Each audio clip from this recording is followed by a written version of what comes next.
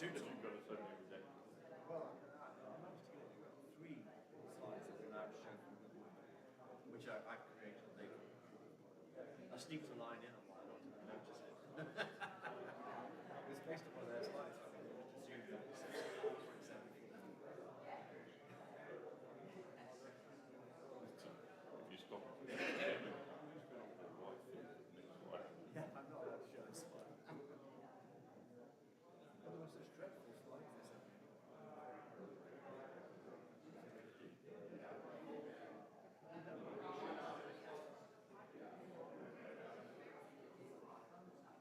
My problem was, I got this, I got 12 slides on the road now, so the official approved 82 months. And now I've got 15 slides, you know, the official self. We're trying to go and put them in the box. I mean, you won't be able to read it because it's the first slide. Oh my god. And that. Oh, there's not much on these then. It's ridiculous. So nobody really got approved content. They said it's a useless slide. It's got no presentation skills. So no, I'm not using it. They've improved, made it so unreadable. Exactly. I'm charging them to be able to read it. Then maintain your security. It's good.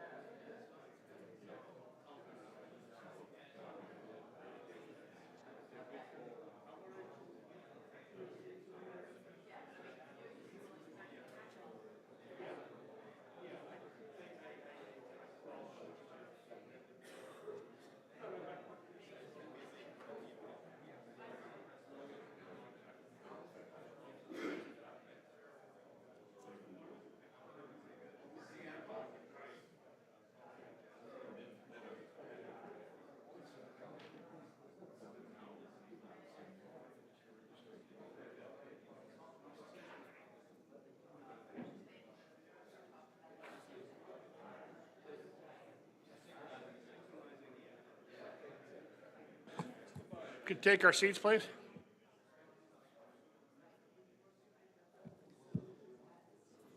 Sit down, please. Ready to start? Thank you.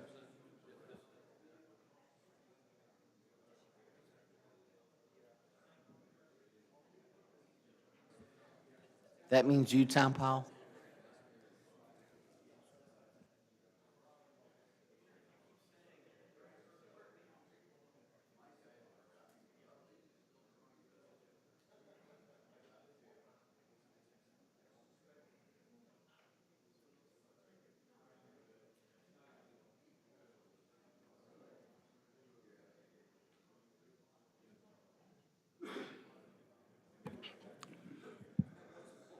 Well, good morning, colleagues. So we, in our second day, first of all, thanks for the informal communications I've gotten for the last 24 hours. Uniformly positive about where we're going. We have a lot of work to do. But clearly, and I haven't been involved for the life of this body like JJ has, but for the last 10 years that I've been involved, this is by far the most productive meeting, the most engaged meeting we've had. It's still a journey. We still have some things to do, but we've gotten a lot better at a lot of things. This morning, we're going to try and figure out how we convert the great work that the subcommittees have done into an actual list of recommendations, fact sheets, working papers, and so forth. One of the things we need to divine and report out of here is there's a specific topic where we have a recommendation, but we need to do more work on it. And some of you have contacted me, how do we go ahead and continue that work under our guidelines and all that. We have designated federal officials for the subcommittees, and we would like to mature this work. What we don't want to do is one shot and gone. As I mentioned yesterday, the goal should be to create habitual institutionalized relationships with the different parts of industry and government that we represent and bring that to the table and mature it and evolve it at each meeting. So our competency, which is rather significant right now, but as you know, is very diverse. A lot of us come from different backgrounds, but to collectively grow that over successive meetings where, and I'm always pleased when people give us compliments for being who we are, where we've been, what we know, and how we actually can provide value. But going forward, especially in the current political area we're living in, and I'm not talking about being partisan or anything like that, we're going to have to figure out how to develop more political acumen and bring effect to the things that we believe need to be done in our recommendations. And how we do that's going to require us to hold two things in tension. Our dismissive view of the governance structure and our need to work within it and use it. You've heard me since I walked in the door complaining about the Coast Guard losing $10 million for what we would have built out in solid state Loran, which we've been very happy to have, good to have right now while we did everything else, to what we're dealing with right now, where we're clearly, if you're not in the security strategy, you're not in the pecking order. So we got to figure out how to get in the tablets that Moses is passing down to these folks for funding. That happens when we develop greater relevancy, competency, and intellectual and political throw weight. And we're starting to do that with where we're going right now. We're not there yet. It'll continue to be a work in progress. Regarding the structure of the meetings, we're moving towards the thematic structure that people have talked about. We'll get better at that at the next one. Hopefully, this will be the last meeting where we have a brief and a discussion on legato. Put a stake of heart in that animal. It's sucking all the oxygen out of the room. If you look at all the resources that have been devoted to legato over the last 10 years, and I'm talking about actual man hours, FTE, and if you were in the private sector, the number of billable hours that lawyers would have spent, we could have gone back and put retro reflectors or whatever we wanted to, probably on about 10 satellites.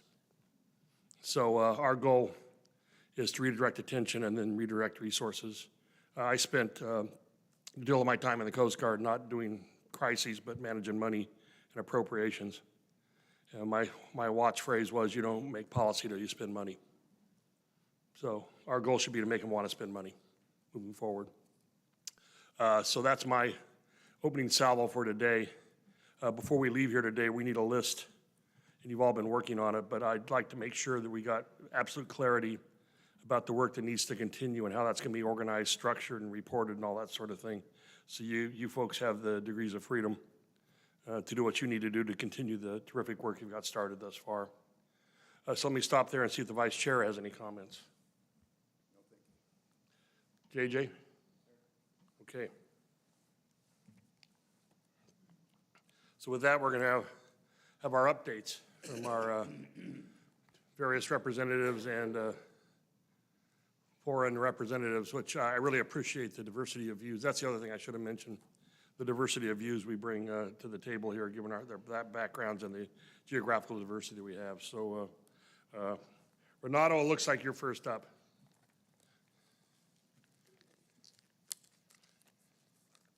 Renato, let me congratulate you on the little emails and notes you send everybody from time to time, letting us know what's going on in the world. And you're very close to some stuff that's very important that's going on in the world right now, and your views and your interpretations of what's happening in our world of work is really appreciated. Thank you.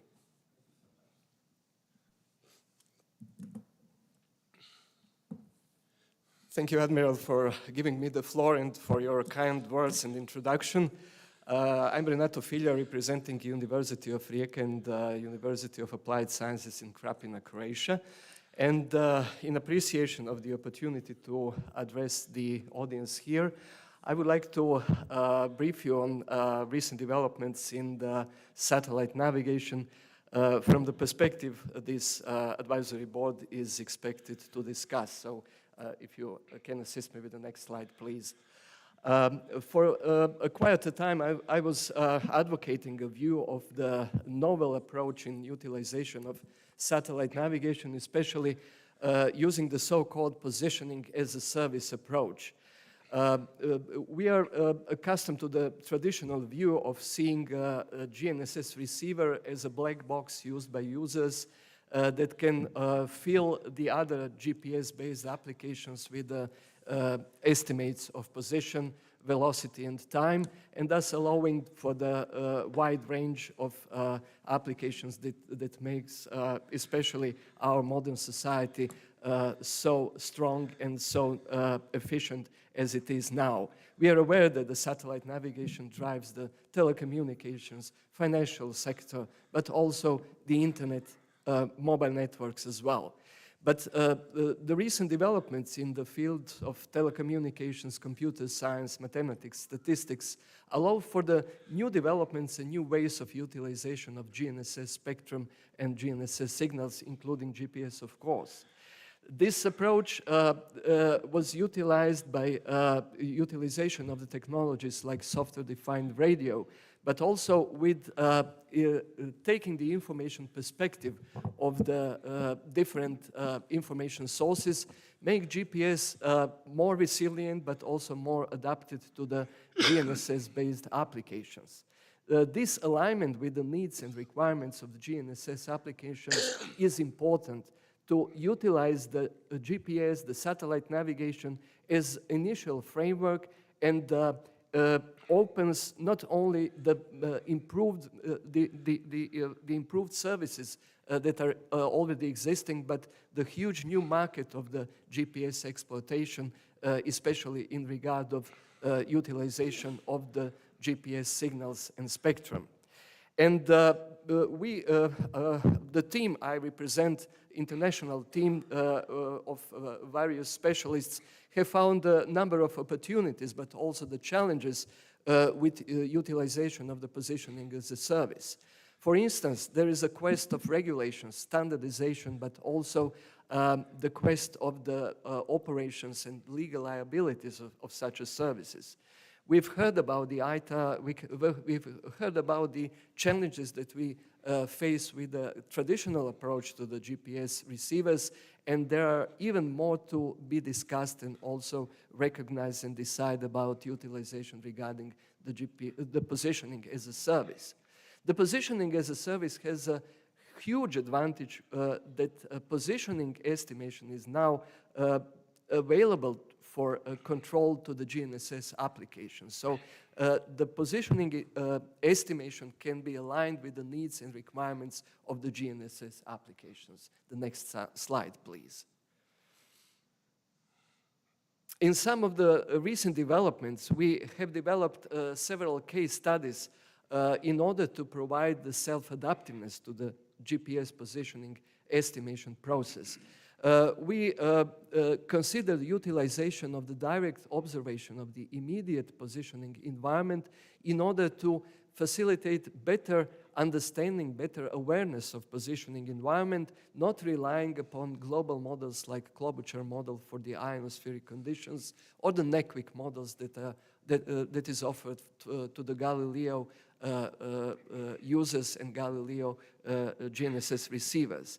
This self-adaptiveness can be made using the machine learning-based correction models, and we have developed such a model for the environment awareness in the special case of the fast-developing and short-term geomagnetic storms, which is a challenge for the standard global ionospheric correction models, and we have found huge improvements in the positioning quality by utilization of the situation awareness in regarding of the positioning environment. Next slide, please.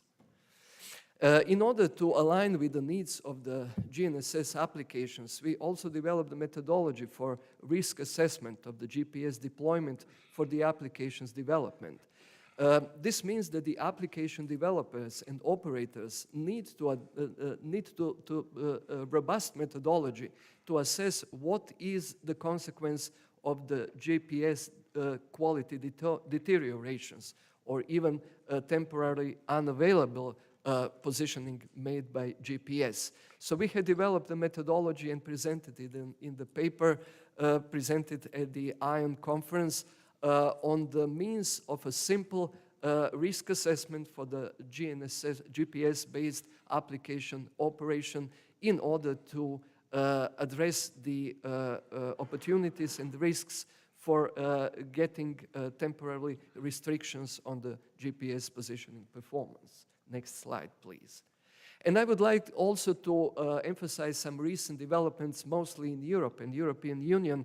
There is a completion and adoption of the European Union Radio Navigation Plan in progress for the 2023 with some new developments, and as usually, whenever this European Radio Navigation Plan will be available, I will share with you the details in order to allow you to get the more details about the conclusions and the adopted measures for the next year's Radio Navigation Plan.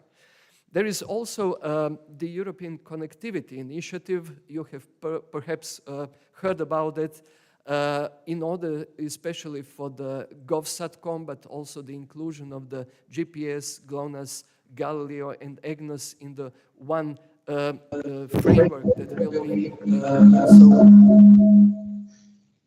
it isn't my fault, I hope, that will also allow for the integration of the GNSS capabilities with the communication services, especially in the search and rescue operations, but also for the general integration between the communication and the navigation. My organization also set an initiative for alignment of the university study programs across disciplines to ensure there will be the standardized GPS competence levels framework for the targeted applications development and operations.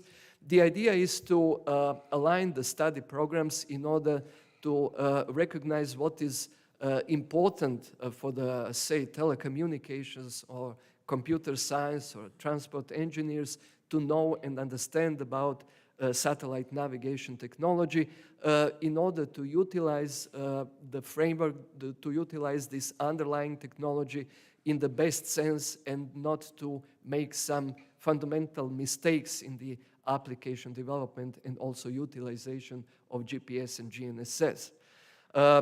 We can congratulate Terry here because he is from the UK for the first UK satellite orbiter launch made by Virgin Orbit, but also for the initiative in the UK that made the PNT recognized as the important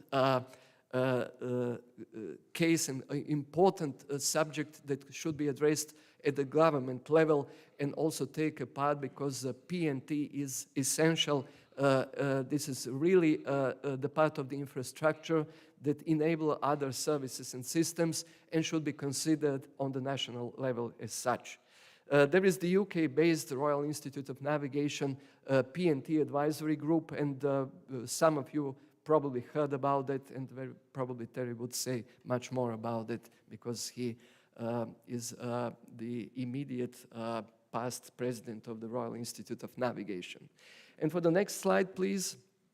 There is also the second call for Horizon Europe.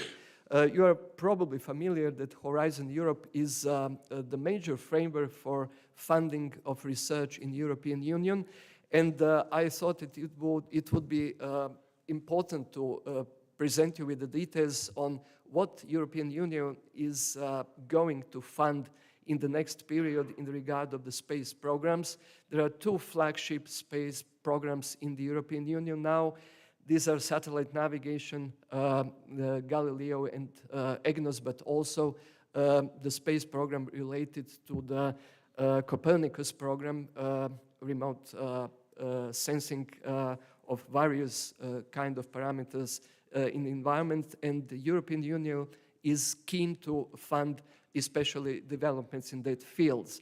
And I thought outlining the most important subjects that will be funded by the second Horizon Europe call would provide you with valuable information what is and where the European Commission would like to go in relation to the space program.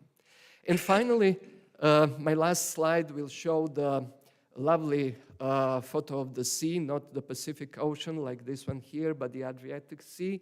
When we start the new conference series, Bashka Spatial Information Fusion Meetings, some of attendees here have contributed to the first meeting in this October. I'm inviting all of you to take consideration and provision of your contribution to the meeting that is going to address not only the satellite navigation as a source of the spatial information, but also the opportunity to use satellite navigation for spatial data collection, aggregation, analysis, but also development of the predictive models, which is going to bring the people from all around the world, from different disciplines, from mathematics and statistics, through computer science, aeronautics, engineering of all sorts, in the place which is familiar now to many of you,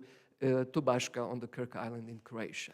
And with this invitation, I would like to appreciate your attention and also stay open for your questions and inquiries during the course of this meeting, but through my email as well. Thank you very much. Thanks, Renato.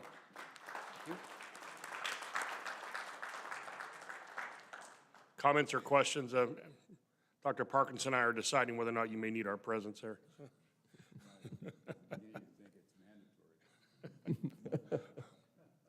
Questions?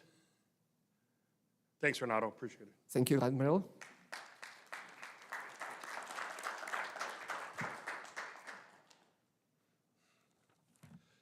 Next is Matt from Down Under. Thank you, Admiral from up over. So today I'm going to give an Australian update. I've actually got two official government presentations, one on our PNT roadmap and one on South Pan, our SPAS. I've got way too many slides for the time, but the slides are there for people, but I'll talk to some of them. So as I said, we're developing within the Australian Space Agency, where I now work, we're developing the PNT roadmap for Australia. And then we've also just, as you may have heard, got $1.18 billion Australian dollar program over 19 years for an SPAS called South Pan, both jointly with the Government of New Zealand. So the roadmap for Australia, these are some slides that the person leading Liz Pearce, who's leading the roadmap development, presented at a recent conference. So I'm just using those slides as well. You may remember that at the last meeting I talked about the civil space strategy, and then under that space strategy there are 7 priority areas. And for each of those priority areas we are doing roadmaps. So far we've published the roadmaps on communications, robotics and automation, and on Earth observation. And you may have also heard that we've got a $4 billion funding to launch some Earth observation satellites as well.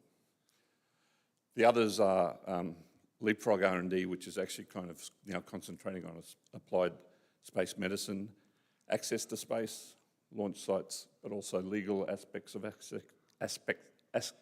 access to space as well. Space situational awareness and debris mitigation is obviously a very hot topic. And we've had some SpaceX's crash in Australia lately, so it's a hot topic in that sense as well. And the 7th one is position PNT. So for the PNT one, we all know in this room, PNT is everywhere. This slide just is pulling together how those other 6 priority areas of space do rely in some way or other on P, N or T. And so that I won't go into that, but there are some useful things there to be aware of across the agency, which is good. The other thing that I've talked about a lot over the years is the increasing dependence in Australia on precise positioning and also for critical infrastructure. So again, I won't go into that, but if you look out to the right of that diagram, we're also now getting interested in PNT in space as opposed to PNT from space. And so many of those issues are starting to come up, and we're looking at that as part of the roadmap as well.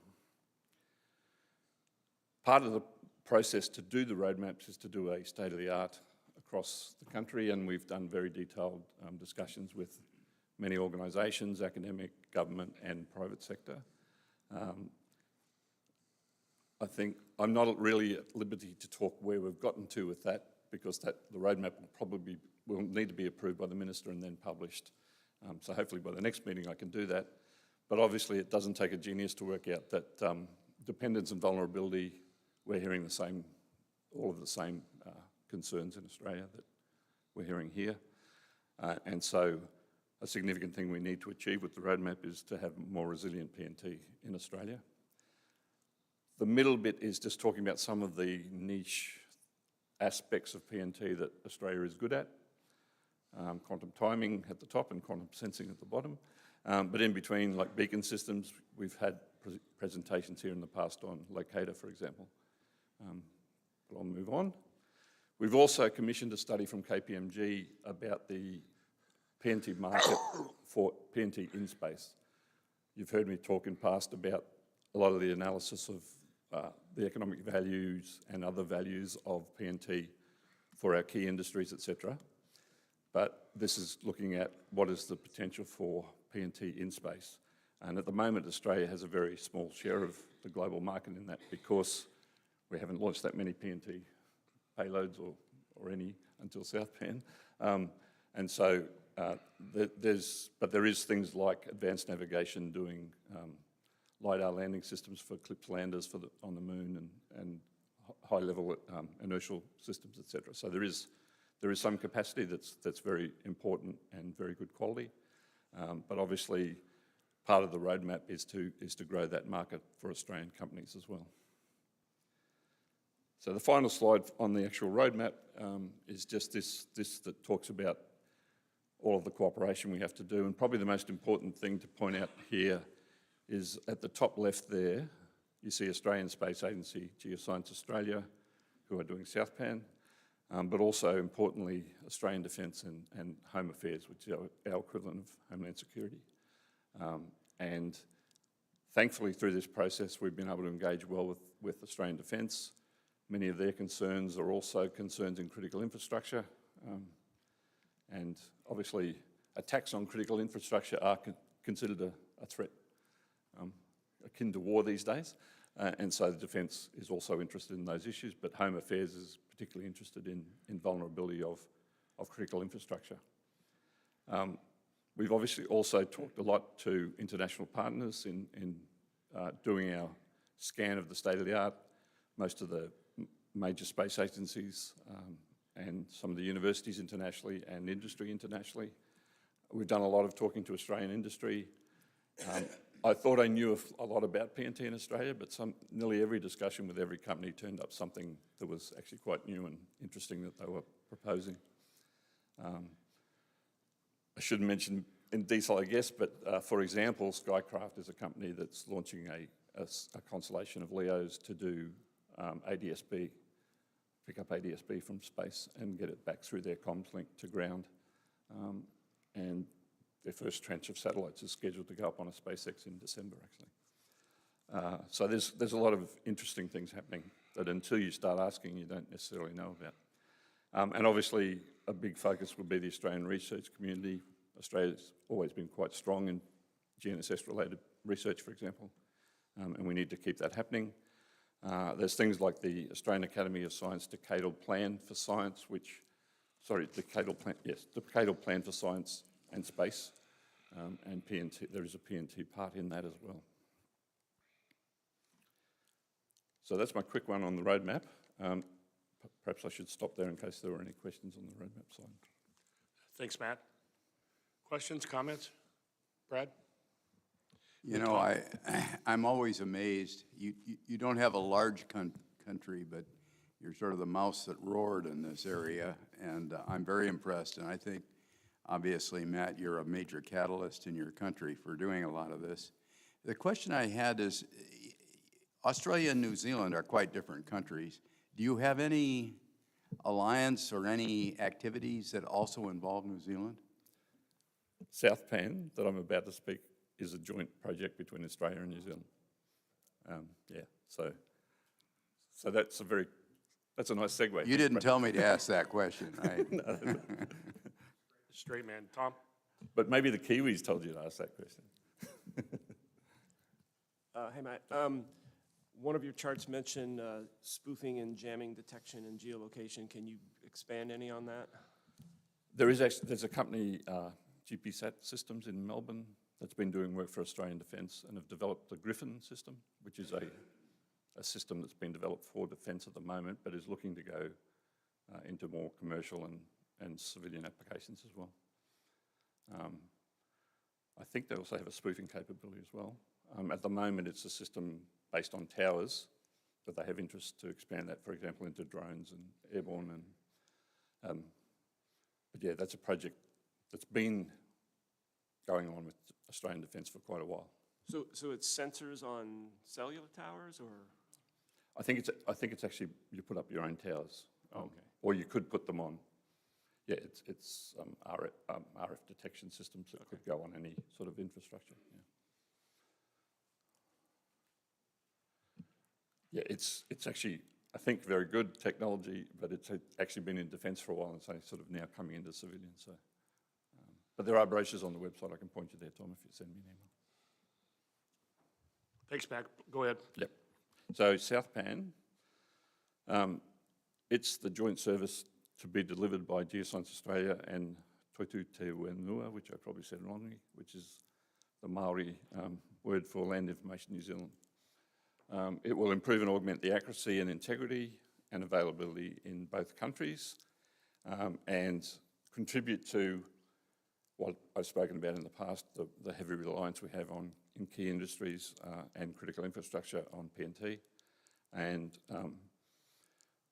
probably an issue I often raised is we don't have complete mobile coverage in a country like Australia. It's a large country, despite what Brad said. The size of the lower 48 in the US, but with like a tenth of the population or less.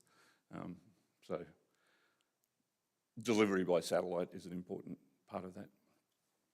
This is the joint announcement. I won't go into it, but it does mention that the 19-year contract that's just been let. So the contract was signed in September, involves Lockheed Martin Australia with GMV and Zeta to establish and operate South-Pan. So it'll be an operate as a service type approach. And the initial operating capability is what they're calling early open services, which is effectively just turning back on the test bed that was in place for a number of years to build the business case for South-Pan.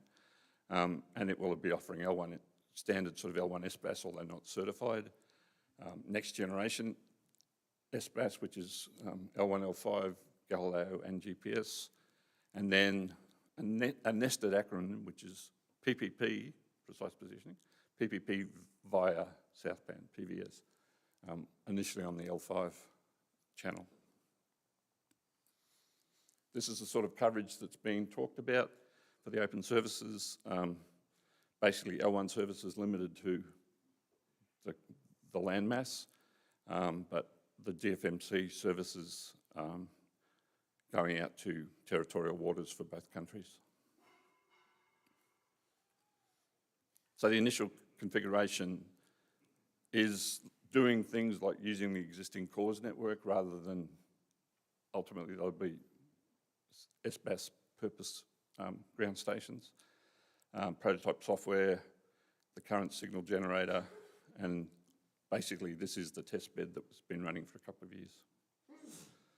There's now a document out on the early open services that describes it in detail, and you can see there the sorts of accuracies that are being aimed at for the 3 different services. And because there's a limit to the bandwidth available in the L5, the PPP is sort of at that decimeters level, but that should improve as more capacity comes as new satellites or new transponders are available.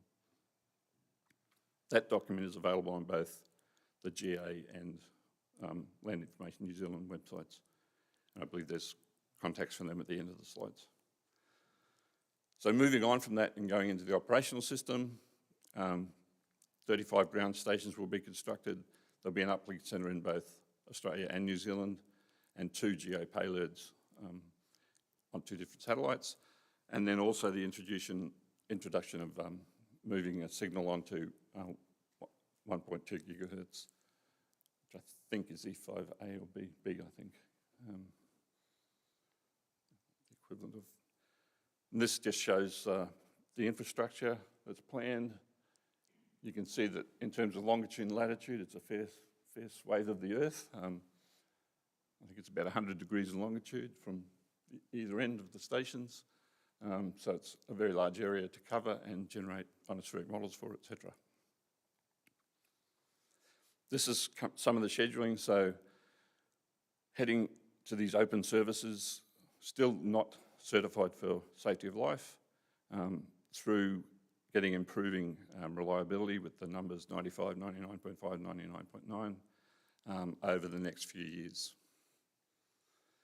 And then ultimately starting into the new signals once the new satellites become available, through to an indicative plan to have full operational capability, including open services and safety of life services by late 2028.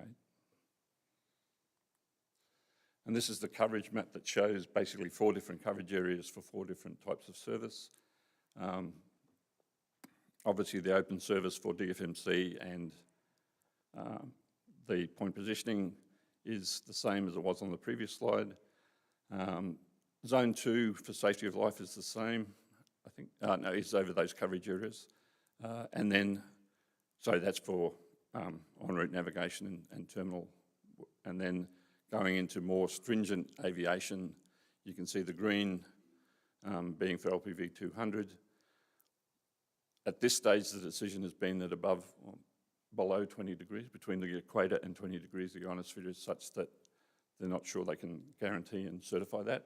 So that's why that blue line, the blue and green interface there, for full-blown accuracy. But that green area has most of our capital cities except Darwin, for example. So most of the big transport routes are covered even by that. But there is interest, obviously, in improving that, ultimately to be more towards the equator, which is also, for example, an issue discussing it with partners in the Pacific, for example, in the region. So that's the end of my talk, thank you. And as I said, the websites are there. But I'll also finish with a plug for a conference. So you've got a choice of the Adriatic or Sydney Harbour. Yeah, so thank you. Thanks, Matt. Questions? Sorry. Comments? So, Matt, I saw that you showed 62 cores. Were those existing cores or are those new ones you're putting in? No, they're a subset of the existing 200 cores. Yeah. Yeah. Just it's like an overkill thing to put 200 in, so it's actually paired back to 65. Yeah. Terry Moore?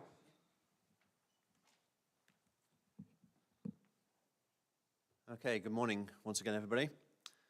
And thank you to Renato for his introduction to me earlier on. So my name is Terry Moore, as many of you know. I'm here talking about PNT updates in the United Kingdom. I'm an emeritus professor from the University of Nottingham, and I guess I'm speaking as an independent, unemployed person on that basis. And as immediate past president of the Royal Institute of Navigation. And I'll split the presentation between those two parts, really, in terms of some of the comments. Many people have been asking me about what's happening with PNT in the UK, so I sought guidance from our government people, and the government-related parts of this, the first 3 slides, are approved by the UK government. I'm not a UK government spokesperson, of course, but they have been approved for me to disseminate those slides and for them to be published. As you probably detected when I was talking about the UK PNT strategy yesterday as well, in terms of the skills education and training part, there is a lot of sensitivity about this. As you know, in the UK, we've had some recent changes of government repeatedly. And as a result of that, almost as Matt was saying a few moments ago, certain elements are still waiting for formal approval. It's been, since Brexit as well, it's been an interesting time in the UK to get things done. So next slide, please. So I thought I'd just start by trying to review a bit of a timeline, only going back for the last 4 years. And I guess before the start of this, which is the first line I've got up there is the Blackett Review from 2018, was the London Economics study that came out in 2017, which looked at the economic impact of disruption to GNSS. And with that headline figure of 5.2 billion impact on the UK financially for a 5-day loss of GNSS. That stimulated the Cabinet Office to set up a review process, which was titled the Blackett Review, and that really looked at the impacts and the vulnerabilities and the risks. So I started at that point as my timeline here. That moved on, and by August of 2018, the UK announced that there would be an investigation of around about £100 million invested to look at the prospects and potential for a UK GNSS system. That was an 18-month study, and well, I'll come on to that in a few moments' time as to what happened next.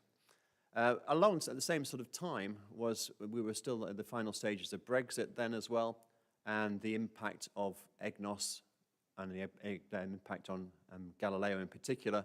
And so the Prime Minister at the time made the announcement that the UK would not be using PRS signals of Galileo for any military activity, for any critical national infrastructure, which therefore very much that reliance and therefore what is going to be used in terms of CNI and military aspects, in terms of resilient GNSS. The work I was talking about yesterday in terms of the draft PNT strategy, that took place, and that was under the sponsorship of the Cabinet Office within government, and that was to produce as it says, a draft strategy to look at all the aspects, the technical aspects, the options, to mitigating against the risks and threats. And obviously the education part I talked about yesterday was part of that. That was delivered to Cabinet Office during 2018. Also, by 2020, sorry, that was delivered to Cabinet Office in 2021. I've got the dates wrong. And again, towards the end of that, if you like, the National GNSS Programme, that evolved to some extent into what was called the Space-Based PNT Programme, which was launched in 2020. And again, this wasn't looking to say there would be a global system.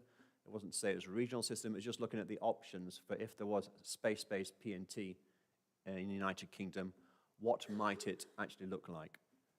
Next slide, please. There's only 2 of these, so don't worry. there was still a sense of inaction within the government to some extent. And so having now the draft PNT strategy and options from the space-based PNT program on the table, there was an integrated review within government, which the positive outcome of it was that they strengthened the commitment that resilient PNT services for CNI and for economic dependence was very, very important, and therefore things should move forward. A series of senior officials met for the first time, and we got the first sense of some leadership appearing within government to take responsibility for this, and this was July last year. The Secretary of State of BEIS, so just for translation, the Secretary of State is not the single person, of course, it is in the United States. It is each major department within the government has a Secretary of State, so the senior minister in charge of that department.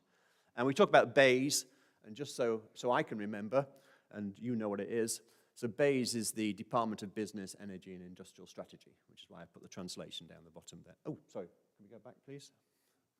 I didn't realize there was a timer in there. Thank you. So they hosted the meeting. Along about the same time, in September of 2021, the National Space Strategy was published and approved by government, and this really highlighted the importance of PNT capabilities within that, and again provide a stimulus for more activity to take place. However, at the same time, by March this year, the space-based PNT board was closed down, mainly because the decision of the BEIS Secretary of State at that time was that the PNT user requirements were not clear, the case was not well made, and so the whole program was ceased to exist. So that sounds negative. But by July of this year, a prototype office for what was called the PNT office, which was what was proposed in the implementation plan of the PNT strategy, was actually agreed as a demonstrator project to look at the feasibility of how that office would be set up, how it would operate, and then to provide that full business case to take the PNT strategy or a PNT strategy further forward. That's not represented by all the departments within the government. It is being led at the moment by BEIS and the MOD and the Cabinet Office, but with representation from the 13 departments across government that have identified for critical national infrastructure. And that would be across HMG team. HMG, His Majesty's Government team now is being set up, and that's what's on the next slide, please. So this is the last one of this government part of it. So this new cross-HMG PNT concept demonstrator project is the official title, and maybe this is news to many people in the room here. That has now been set up and is established. So it's a team within government, not in a single department, but as cross-government, to try and bring together all the evidence that has been from the Blackett Review and the London Economic Studies and all the other activity that's been taking place, space-based PNT program, for example, and synthesize it all together to produce a unified PNT policy. The main core challenge remains the same that we've been talking about here, obviously, all week, and everybody else, is developing this policy options to how do we mitigate against the risks from the loss of PNT. And the key components, I guess the top four along here in terms of key components are what is the actual activities taking place. So reviewing the existing landscape, obviously the focus on resilience and mitigation, really identifying the PNT threats and risks. And aren't you saying, well, you would be justified to say, haven't you already done this? And that's the whole point. A lot of this has been done, but the group is now just trying to bring it all together into one place and looking at the user requirements. And perhaps the bottom line, the slightly darker blue, is more perhaps of the output, so technology solutions, the aspects of international collaboration, and why I'm only given a very limited briefing today, not only because of the time, but because government representatives are coming here to the United States the week of the 12th of December, and we'll do the formal briefing to the US government and representatives about what is actually happening. And then, is there anything we can do quickly? Are there any quick wins out of this? So how is that going to be structured? Well, obviously, this is the overall project, so there is a project board at the top with representatives from all those 13 departments which have got interest in CNI. Community of practice is then bringing in other government bodies and related bodies, for example, the General Lighthouse Authorities or other bodies like that, CAA, NATS, are all represented on that community of practice. And then fortunately at the bottom, an independent group or an independent expert group, which is a number of academics, industrial leaders, to provide expert guidance, and I'm a member of that bottom body down there. And as I've said earlier on, it'll pull together all the information that's already happened since the Blackett Review onwards. So next slide, please. So perhaps if I change direction very slightly now, the RAN organised about a year ago, last November, the Navigation 2021 conference. That was a combination of the International Navigation Conference and the European Navigation Conference. What I've tried to summarise here are the findings, if you like, of that conference, the discussions during the week, and we tried to wrap it up at the end. And I won't read them all one by one, but you can see this idea that there was an increasing understanding of the risks and threats, but perhaps a frustration about the lack of progress. And the terms that have been used several times here, where we all know the problems now, we keep reflecting on the same problem, but nothing is actually happening. So the decision of the conference was that somebody needed to do something. And with a good gesture, it was suggested that the Royal Institute of Navigation could take that independent leading role, not replacing what's happening now, as I've just said, as the cross-government team that's now in place, but actually trying to stimulate things to get things moving and have an independent body to do that. So that's what's happened. Next forward, please. So Renato just mentioned this a few moments ago. So within the Royal Institute of Navigation, we've set up what's called the UK PNT Advisory Group. And again, the text is quite small on here. But fundamentally, the message is to bring together all people interested and involved in PNT in terms of policy, funding, the collaboration, research aspects. Look at all aspects of PNT, not just obviously space-based, but whether that's quantum, whether it's other technologies, and try to provide that independent focus and forum for discussion, but not just talk about it. There'd be no point having another body just to sit there and talk. Okay, we can all do that, so we've actually got to do something. And the next slide shows what we're actually doing. Please, next slide. So here are quite tight timescales and a series of 6 items on the left-hand side of the slide there. So review the economic impact paper I talked about was in 2017. What's happened since then? So the first piece of work we've been carrying out with London Economics again is a refresh and update of that paper, and not only looking at the economic impact of a loss of PNT, but look about the economic benefits of resilient PNT. So both sides of the argument. That has been completed. So as I say, we're not just talking about things. The white paper has been written, it was published, and that's the message, the meeting that Dana mentioned a couple of days ago, and that was at the 1st of November at the meeting and discussion session we held at the Royal Society. This LEO PNT discussion we were having yesterday as well, so we are holding, the second white paper is going to be focused on that. That is being organized at the moment, and the meeting for that will take place early next year, January, February. I won't read them all out one by one. PNT standards, PNT test beds, what do we need to do in those areas?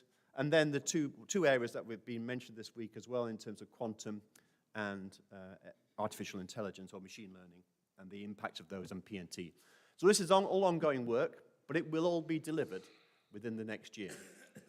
The final slide, just to show that if anybody's interested in this updated economic benefits paper that is published now, and if you get the slides later, you can click on the link at the bottom there to download that updated paper. So we are doing something, and that's the big takeaway message. Thank you. Thanks. Terry? Who is hosting you on the meeting here in December? I'm sorry? Who is hosting the UK on the meeting in December here in the United States? I know there have been discussions. I was talking to Jeff last night about discussions that he was talking yesterday to the State Department. So Jeff was talking to the UK representatives, so it's through the State Department. I don't know if Karen or others have more knowledge. Stormy, do you know who? Yeah, the State Department, and so they've sent out email to all the ExCom member reps and stuff. Will be useful for somebody from the PNT Advisory Board to attend. Thanks. Okay, thank you. Any other questions, anyone? Sorry. Anybody else? Nope. Okay. Thanks, Terry. Thank you very much.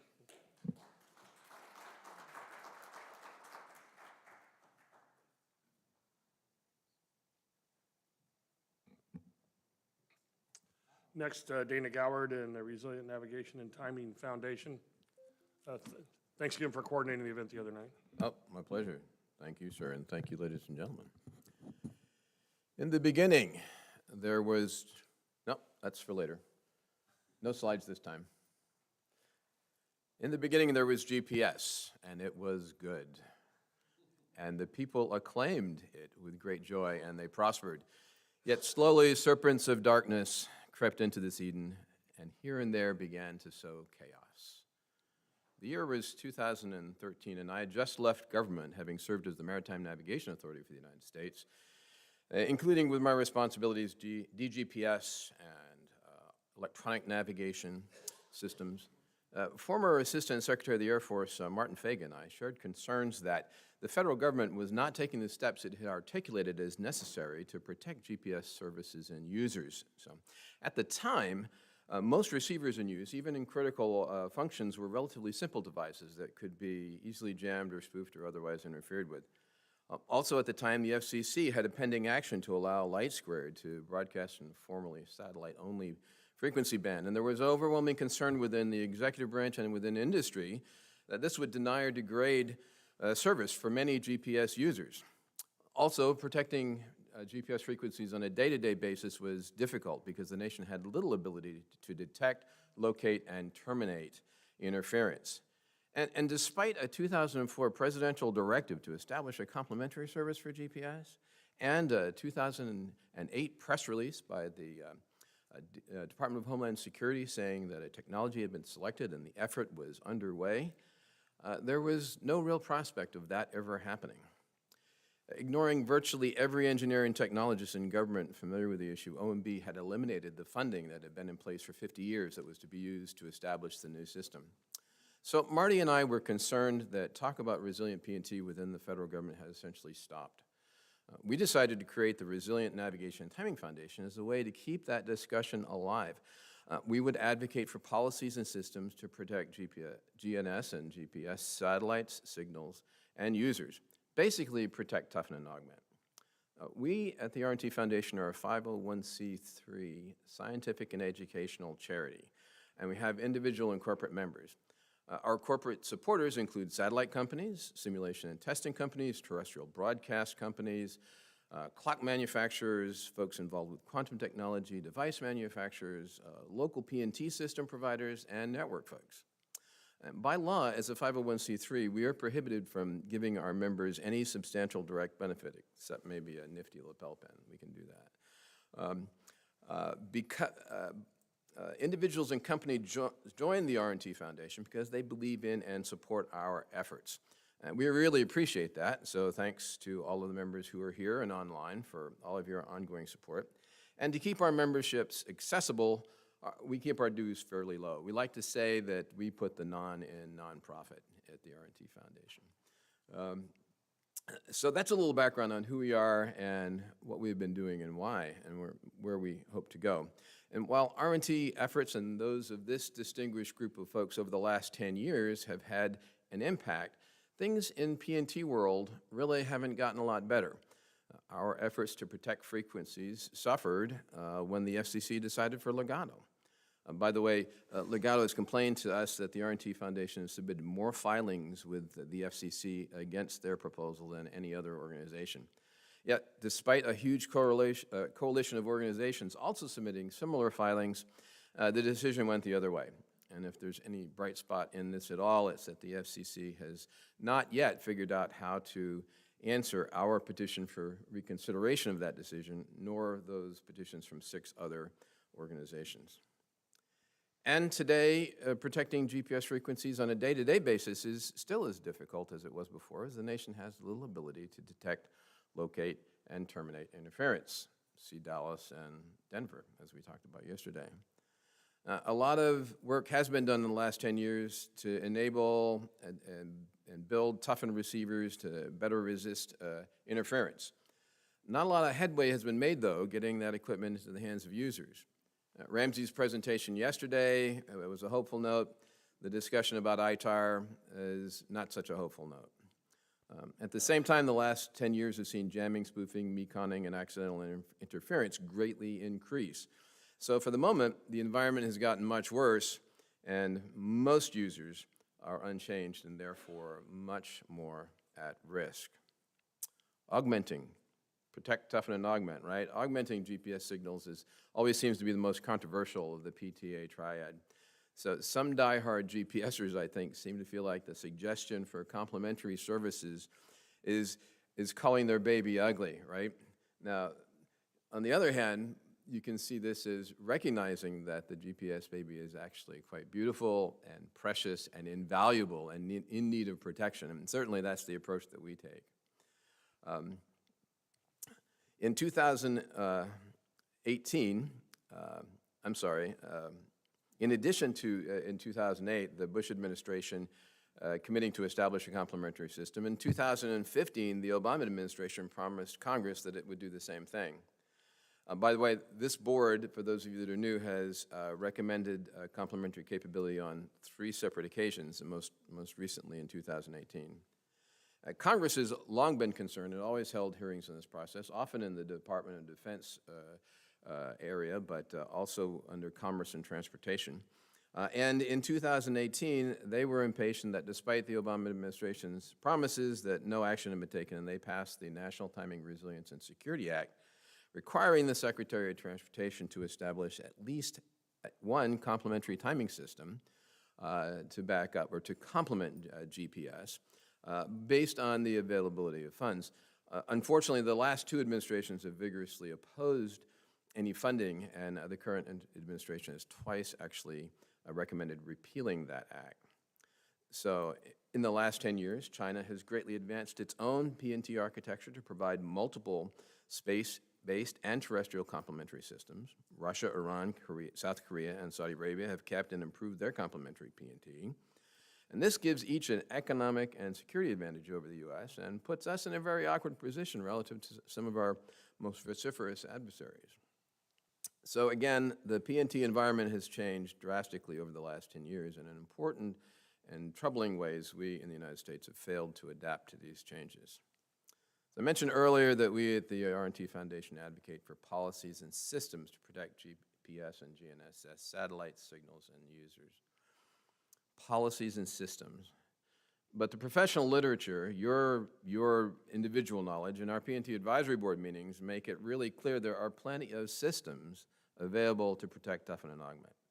Technology in and of itself is not going to save us. Our challenge is having the leadership and the policies that will get these technologies implemented. So that's where we in the United States fall short, and where, in my humble opinion, we need to focus our efforts. Very glad to see all of the efforts at this meeting, especially in the area of focusing leadership and governance. And I hope that all of us, in whatever ways we can, will emphasize that message and take that forward in every aspect of our interaction with government and others in the PNT community and in industry. So thank you for the opportunity to sermonize.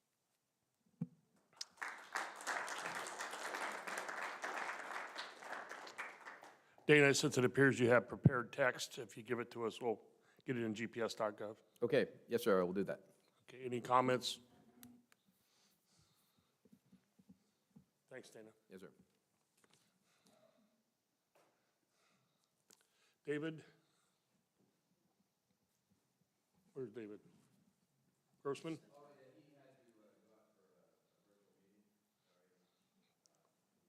That's right, Jeff? You're the pinch hitter.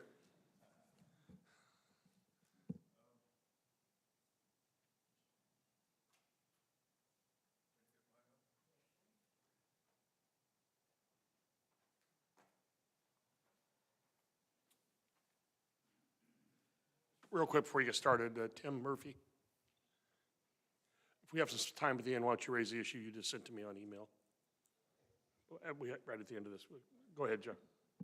Yeah, so I am not going to give you a lot of background on aviation. I want to talk about basically one issue, which we've discussed before in these proceedings, and that is the FCC's award of spectrum to a bunch of 5G providers through an auction that was completed in the early part of 2021.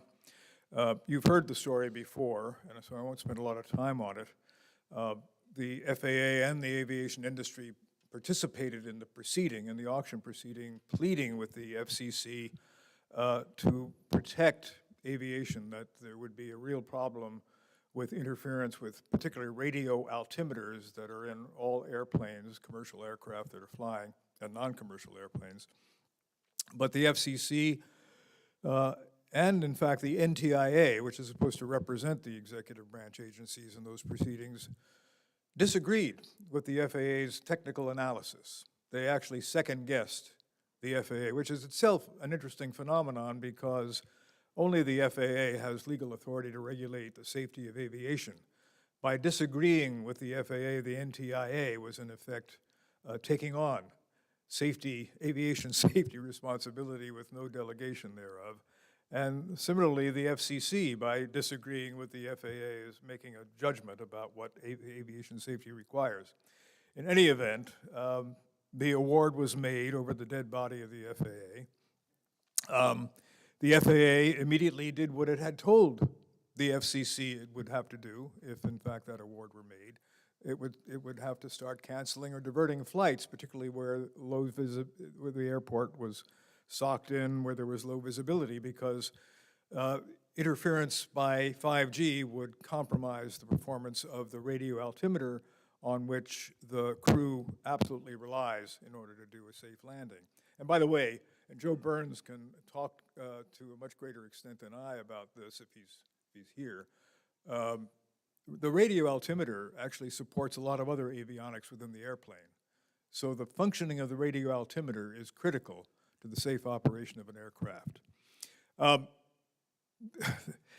The FAA immediately tried to engage the telcos, the winners of the auction, in consultations about what mitigations might be possible at airports in order to protect aviation. I don't want to overstate this because it's not that it would not be unsafe to fly. The FAA would not allow it to be unsafe to fly. What they would do, however, is cancel a flight or divert a flight. So we're talking about disruption. We're not talking about putting people's lives in jeopardy. I don't want to overstate this. But that's pretty important because the schedules can't be disrupted without causing a catastrophic breakdown in the system, as you all know. Weather does that. We shouldn't be doing it intentionally.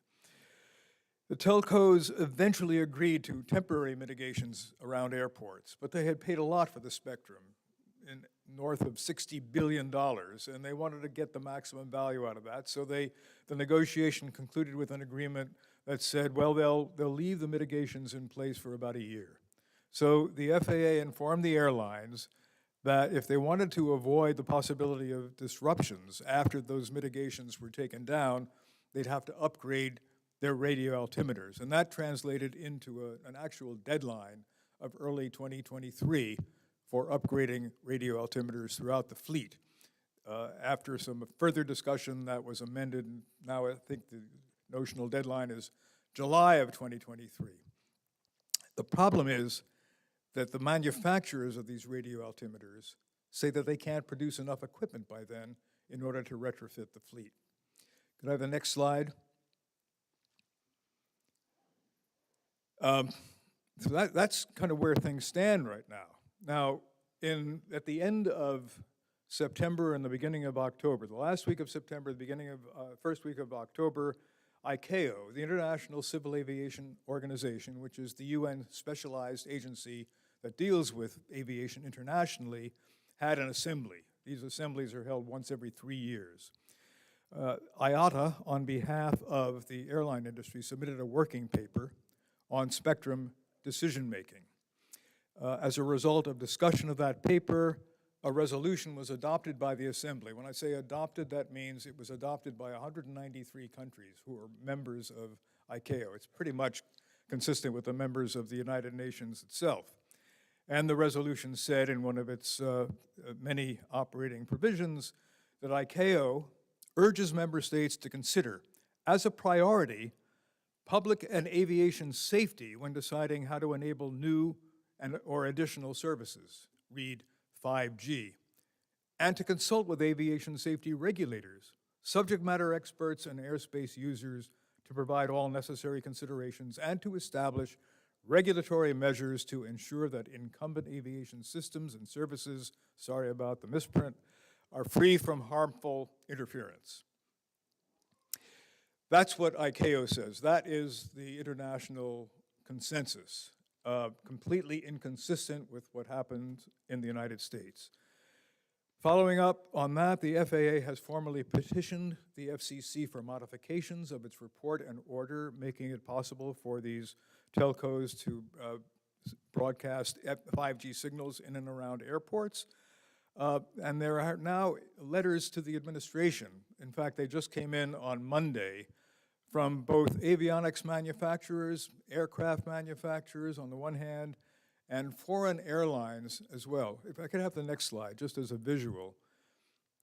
These are the aviation manufacturers, the avionics manufacturers, see Garmin, Collins Aerospace, Thales, as well as a variety of associations of those manufacturers, all of whom have written to the head of the National Security, the National Economic Council, the Secretary of Commerce, and the Secretary of Transportation, pleading with them to facilitate some mitigation, some modification of the FCC's award such that there will not be a problem with aviation. And they make the point that we cannot produce enough equipment in order to retrofit the fleet by the so-called deadline of mid-2023. I should say that the FAA has also said that if you're not retrofitted by the deadline, by February of 2024, this is the operative provision at the moment, by the February of 2024, you will not be able to fly to the United States. You will not be able to operate to airports that are affected by 5G. And one more, this is the letter from the avionics and the airframe manufacturers. One more slide. I think I have. That was the last slide? Yeah, I'm sorry. So there's one other letter, but I couldn't fit it on a slide, from the foreign airlines, which I mentioned. I counted 54 of them. 54 foreign airlines, all of which fly to the United States, all of which are now being told by the FAA that they too have to retrofit their aircraft in order to continue to operate in the United States. And what they have said is, in that letter, which also came in on Monday, is we can't do it. First of all, you haven't even certified all of the equipment that we would need. Second of all, supply chain issues, the manufacturers tell us, and it's in this letter as well, would prevent us from actually producing that equipment. And I don't think they said this in so many words, but the truth is that the United States has international obligations to foreign airlines and to the governments that in our trading partners. We're not supposed to write unilateral rules that are inconsistent with the international standards, which are concocted as a result of ICAO. It's a consistent, globally connected network, and so when one country decides to impose on airlines a standard that's different from the ones that are in their own country, that are in every other country, it causes a real issue. And I suspect if we don't have the mitigations that the industry has been looking for, there will be lots of bilateral and multilateral consultations before this thing is ended. So that's the state of play. I have called this I'm an understated guy, I don't like to exaggerate. I call this an institutional and administrative cock-up of galactic proportions, nothing less. So there's a lot of activity and it's worth watching. I will be happy to take any questions if anyone has them. Thank you. Hang on, Jeff. Jeff, hang on. Well, as a citizen, it grieves me enormously what you've just said. It represents a total dysfunction of our government. And the question I would ask you is, are each airlines expected to pay for this, or is there some liability to the either the FCC or the providers of 5G that the impacts of what they're about to do the cost of the impacts should be borne by them. Is there any grounds for lawsuits or a court order or anything to just bring this to a screeching halt? No. No, the airlines are expected to pay for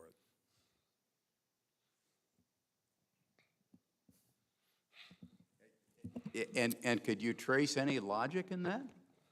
Well, we have an administrative law system which says that the FCC has statutory authority to award spectrum, and they do that after a long proceeding, lots of notice, lots of comment, lots of deliberation. And so therefore, after the dust finally settles, you have winners like AT&T and Verizon and T-Mobile and so forth. And they are operating legally within the framework of the law. They're doing exactly what they have asked to do, and they have been given permission by the government to do. So what liability would obtain? The fact is that an environment has been created in which the airlines, in order to continue to operate the way they want to, are going to have to upgrade their avionics.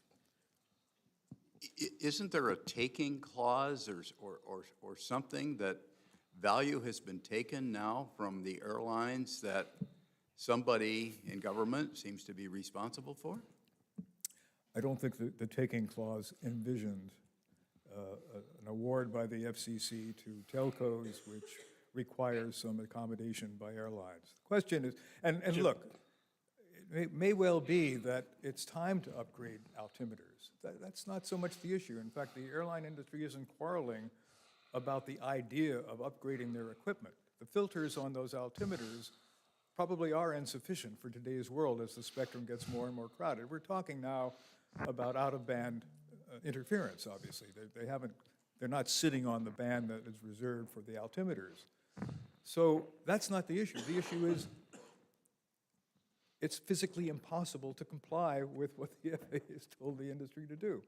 And so something has got to give. It's been no gift to the telcos to have this disruption. I mean, they paid a huge amount of money for the right to broadcast in 5G, and people want it. It's not a bad thing to try to advance technology in that way. We're just talking about a conflict right now that for physical reasons and other reasons, and maybe some economic reasons, is very difficult to overcome. Yeah, if I could just add, I've been involved in regulatory issues on the maritime environment probably as long as Jeff has. The basic premise is if there is a public good to be served and you go through the processes under Title V, the Administrative Procedures Act, you can mandate, for instance, we would call it a carriage requirement as a condition of operation. You have to do certain things, whether it's an aircraft or a ship. And the cost of that is borne by implementing the regulation, should be passed on to the consumer. And you've basically taken externality and internalized it into the price of goods and to be bared by the consumer and what they pay for. That sounds like a bunch of gobbledygook, but that's the basis for these carriage requirements when you see them. You can grade my paper if you want, Jeff. Yeah. Tim, did you have a question? No, more of an observation in that the picture is even darker than you've outlined here, because even though we have to do this upgrade by the middle of next year, it's not guaranteed to be the end, because there's another rulemaking coming for the upper band above 4 gigahertz. There's no consensus about how hard the receivers need to be on a global scale. Other countries have different allocations with operations even closer to the rad-out band at different power levels, and all that hasn't shaken out yet.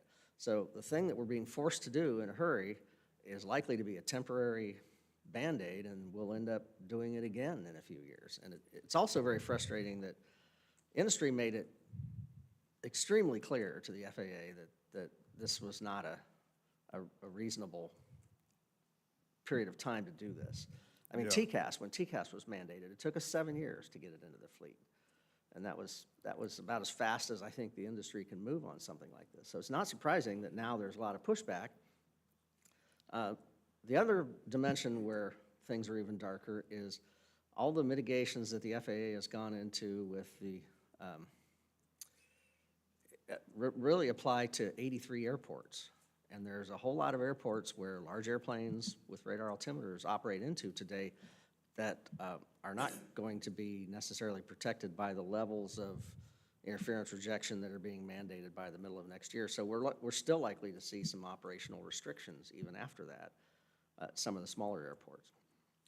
So the tragedy of all this is it's really burdensome to the aviation industry, and that everybody's working this problem now. And we only have so many people, so all the people that are working this are not working on other things like GPS interference or improvements to GPS or other safety-related things. It's just a massive drain on the resources of my company and the avionics manufacturers. And the FAA has resource constraint issues in this area that I'm aware of, that they only have so many people, and they're all off working this issue right now.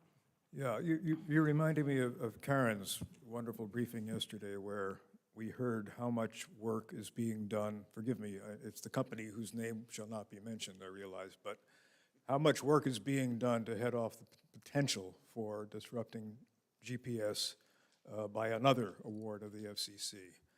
And as I watched that briefing, Karen, my heart was breaking because so much productive activity was being diverted away from actual progress to playing defense.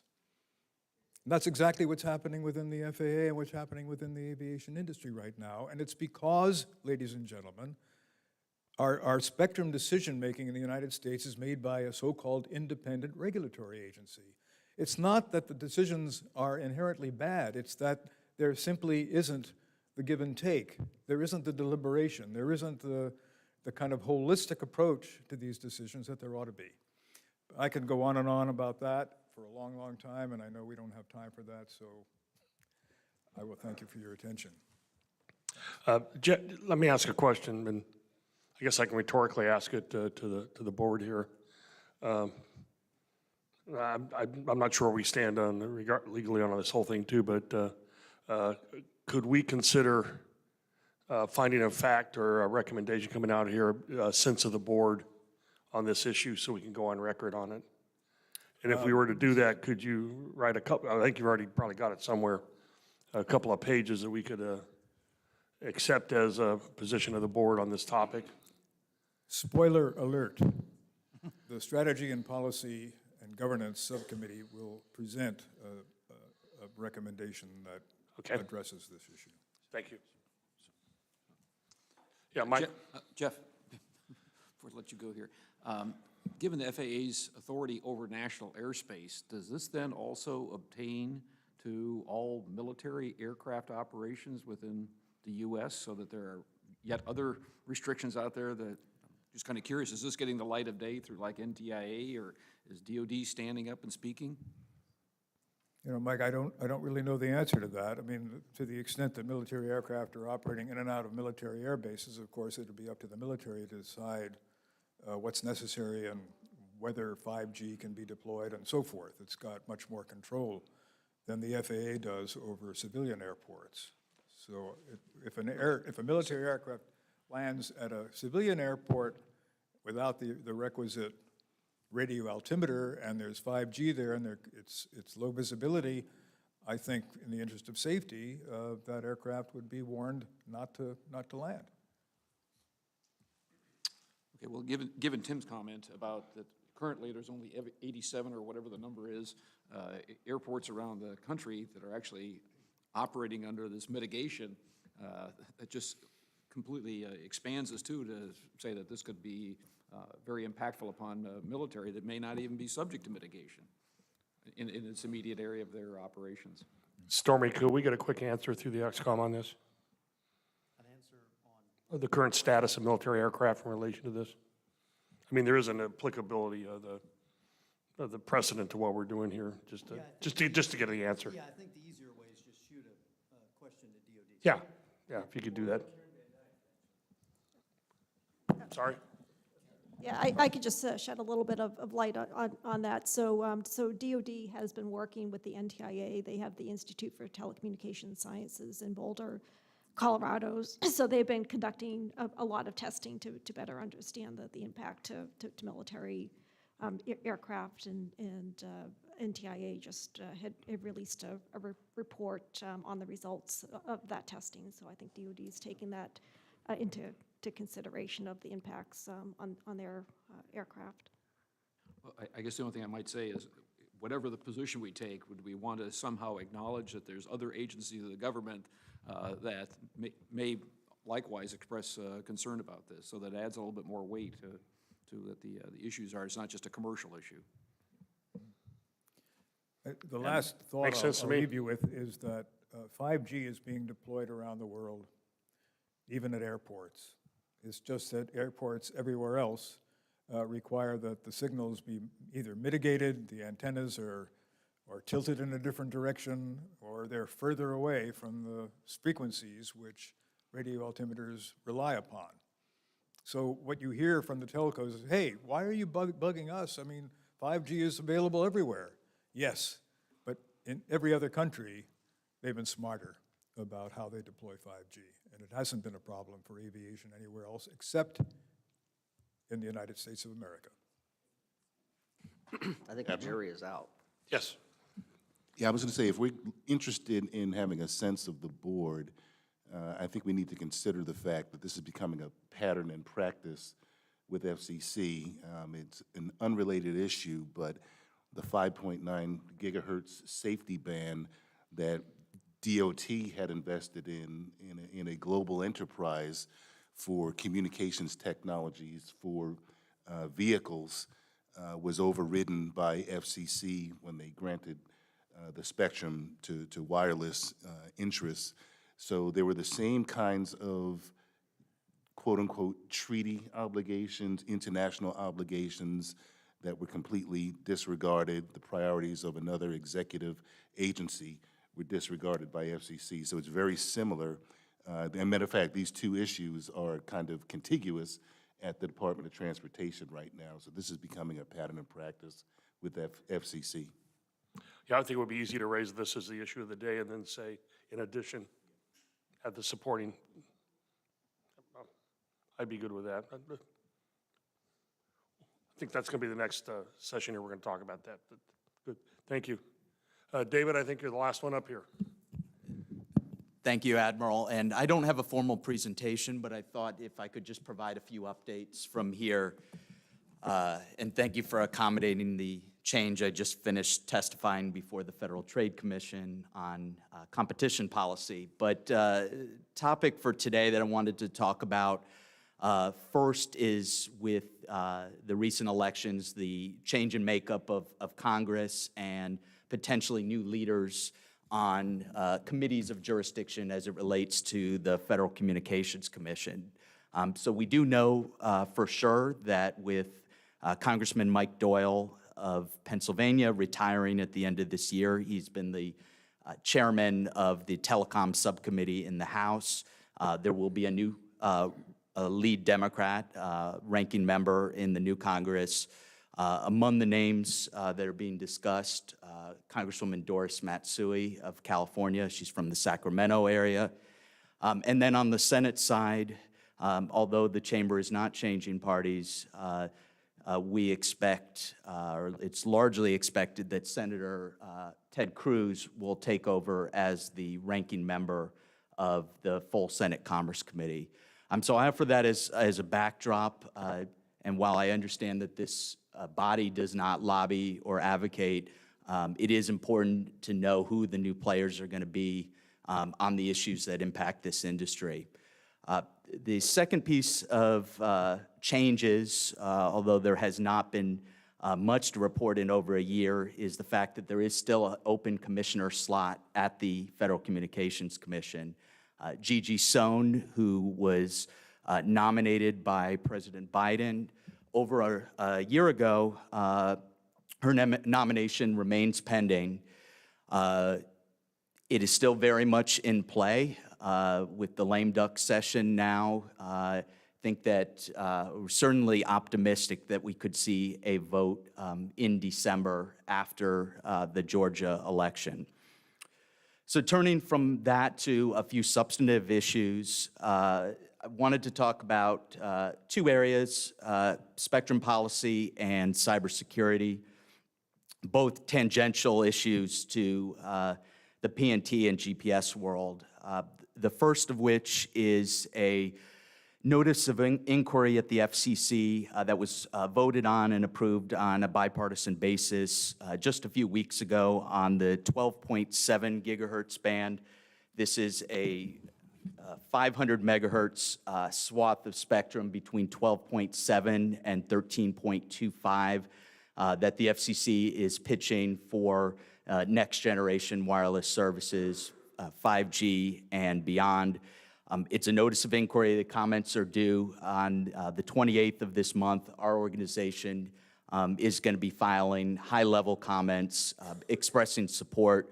But I would encourage, because of some of the incumbent users in the band, there are obviously quite a few space assets. Encouraging this committee to look at it, even if it doesn't have a direct impact on PNT and GPS, because there are a number of questions in the NOI about adjacent band compatibility and questions around the standard of interference that should be considered there. On the cybersecurity front, two updates. One is around the way the FCC equipment authorization process takes place. Of course, all wireless devices must receive FCC authorization. Last year, about a year ago now at this time, Congress passed, and it was signed into law, the Secure Equipment Act. And that specifically required the FCC to adopt rules that prevent entities from obtaining FCC authorization for covered list equipment. This is in many ways similar to the Commerce Department's entity list.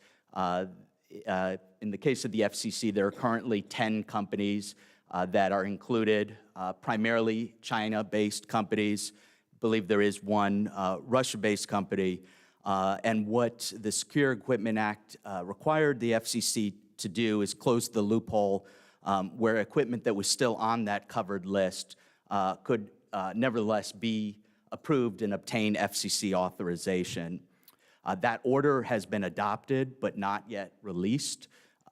Chairwoman Rosenworcel this morning at today's open meeting said that release of that order will be imminent. And so would encourage this body to take a look at that. I will say, at least our understanding of what's in there, it will only apply to completed devices, not individual components within a device. There may be a further notice included in the order that tees those questions up for further discussion. The second cyber security item is one that is involving the White House National Security Council. Last month, the White House NSC held a strategic discussion around cybersecurity labeling of connected IoT devices. I myself and a colleague participated on behalf of CTA. And what you should know is this is a program the White House signaled at this meeting they plan to launch by the spring of 2023. So in just a matter of months, there are a lot of questions around what a label would look like, what federal agency would oversee it, what would the criteria be. I'd say on the criteria, there is a NIST criteria established, and that is likely to be the basis for it, and that is something we would encourage and support.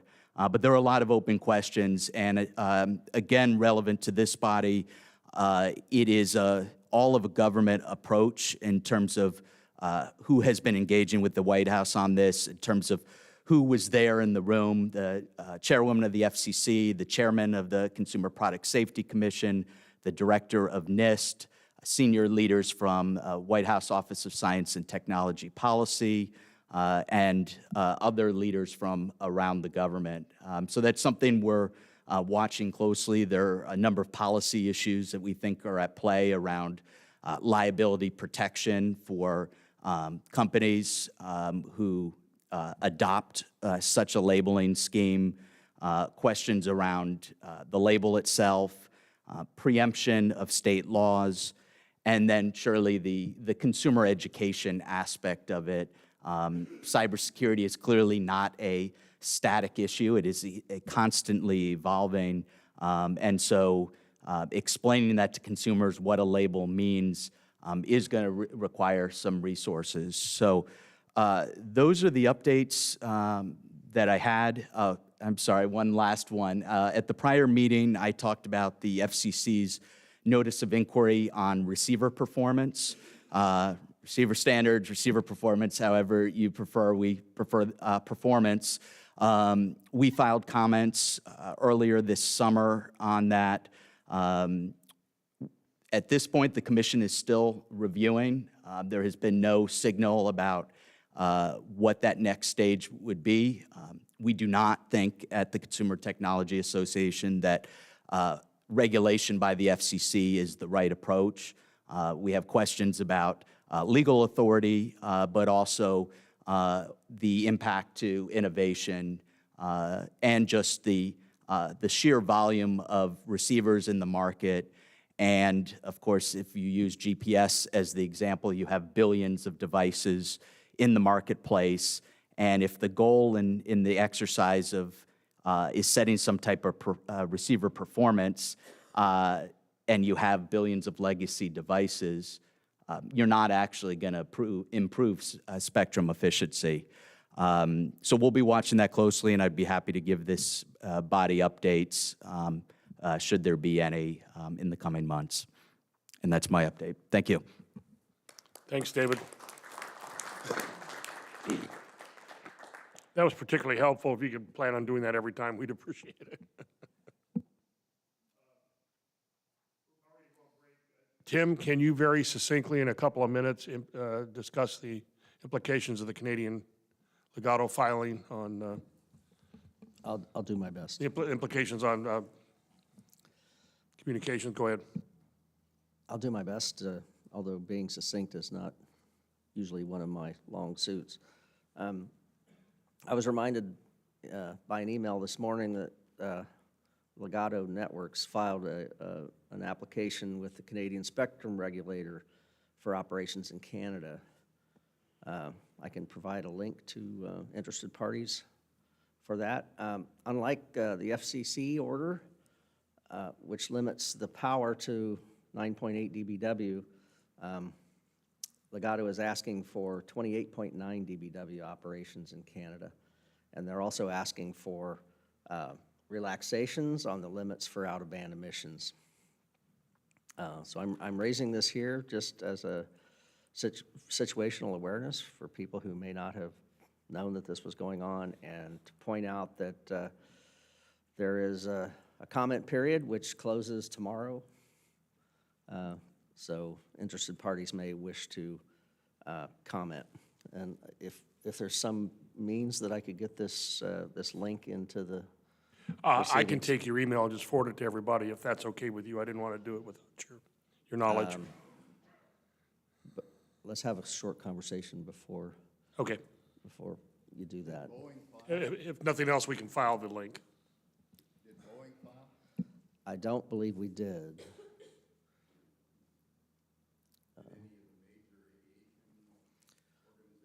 Yes, there are letters from ALPA and Canadian Business Aviation Association that I'm aware of, but So again, a subset of the folks that oppose the Legato decision here in the United States have turned their attention towards Canada, and those that have interests that lap over into Canada are attempting to do a similar kind of thing as was done here in the United States, hopefully with greater effect.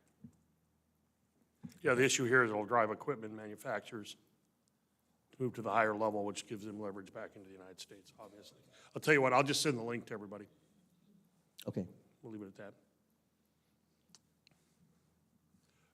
Break time. Thank you, folks. Stand on time. Appreciate it.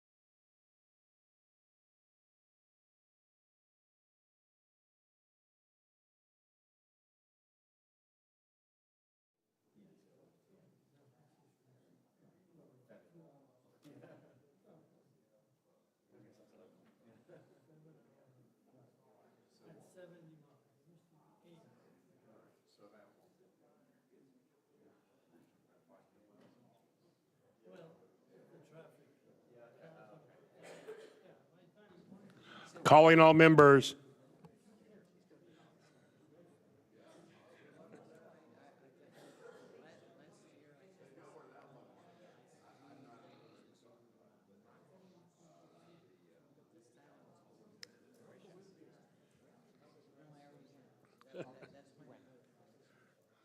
Kidnap JJ here.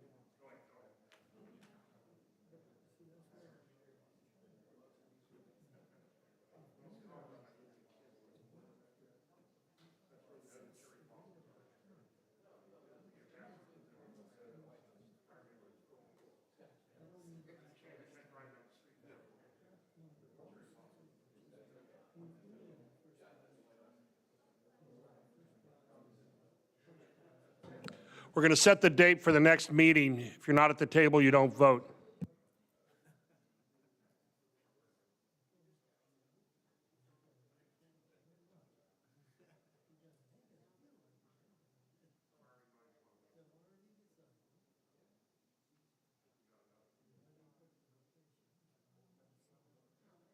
I'm going to reverse the agenda for the last session because otherwise we never get to it.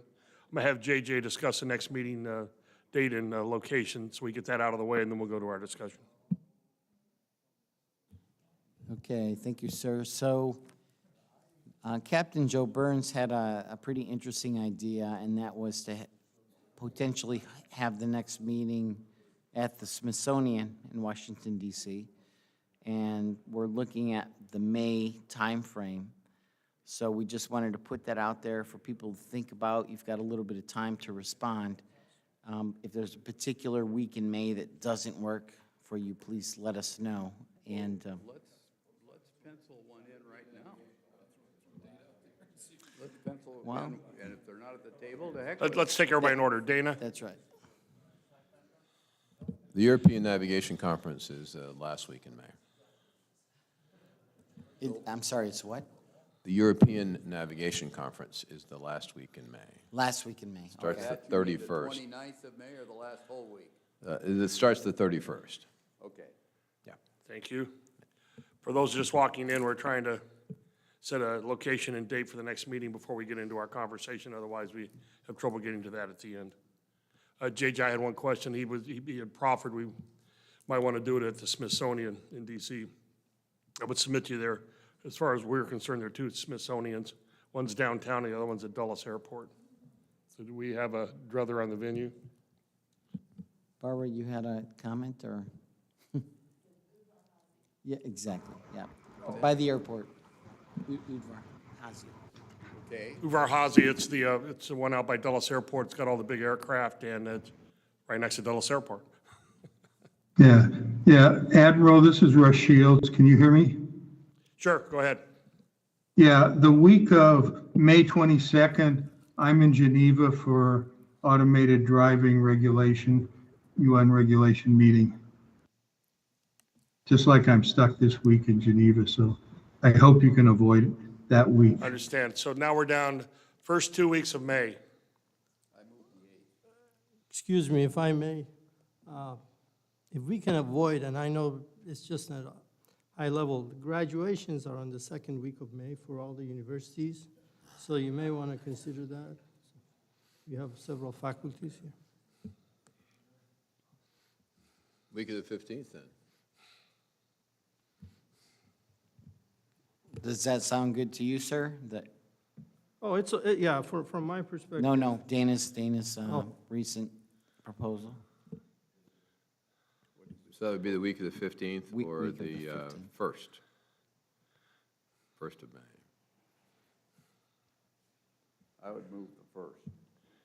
First Wait, week of May? wait, when's Mother's Day? Well, yeah, you don't want to travel, I mean, you don't want to travel get these on people Monday. angry, I mean, I promise you. We travel on Monday, What date's the Monday? first. All right, first week of May is on the table, the week of the first week. Yeah, first week, yeah, Sunday the 14th is Mother's Day, so first week, yeah. Personally, my birthday's on the 3rd, so David. that's either a reason for celebration or a reason I Free should beer, be free or a reason beer. I should be at home. We'll have a big birthday cake. I think I should probably be at home, is what I'm saying. I didn't realize we were impinging on a UK national holiday.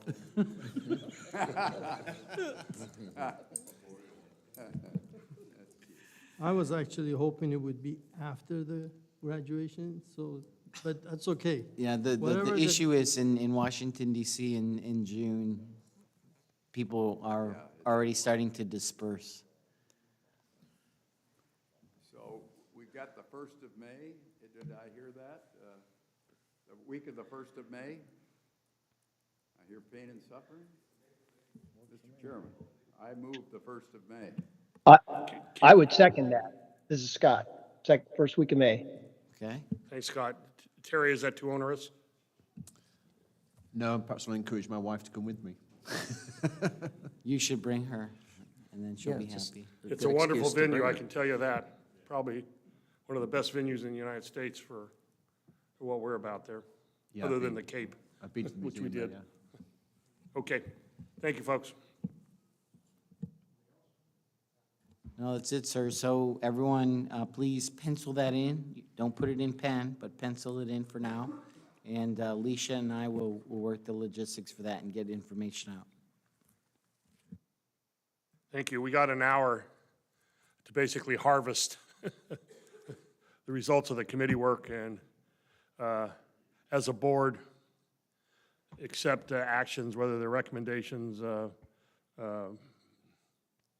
fact-finding papers and so forth. I think maybe the easiest way to do this is just go through the committees, unless there's an objection otherwise. And I think you've already talked about this. We just want to, I'd like the people that are keeping track of all this to make a list so we actually have, it's X number of things, whether it's a paper, whatever it is, and so we can keep a scorecard on how we get them posted and all that sort of stuff. So with that in mind, Dana, I'll just go in the order we did yesterday. So we'll start with you, Dana, for CER.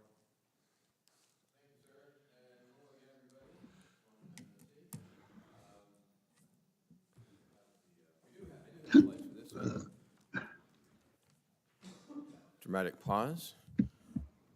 Two atoms left a bar, one of them bumped into each other, then he said, "You okay?"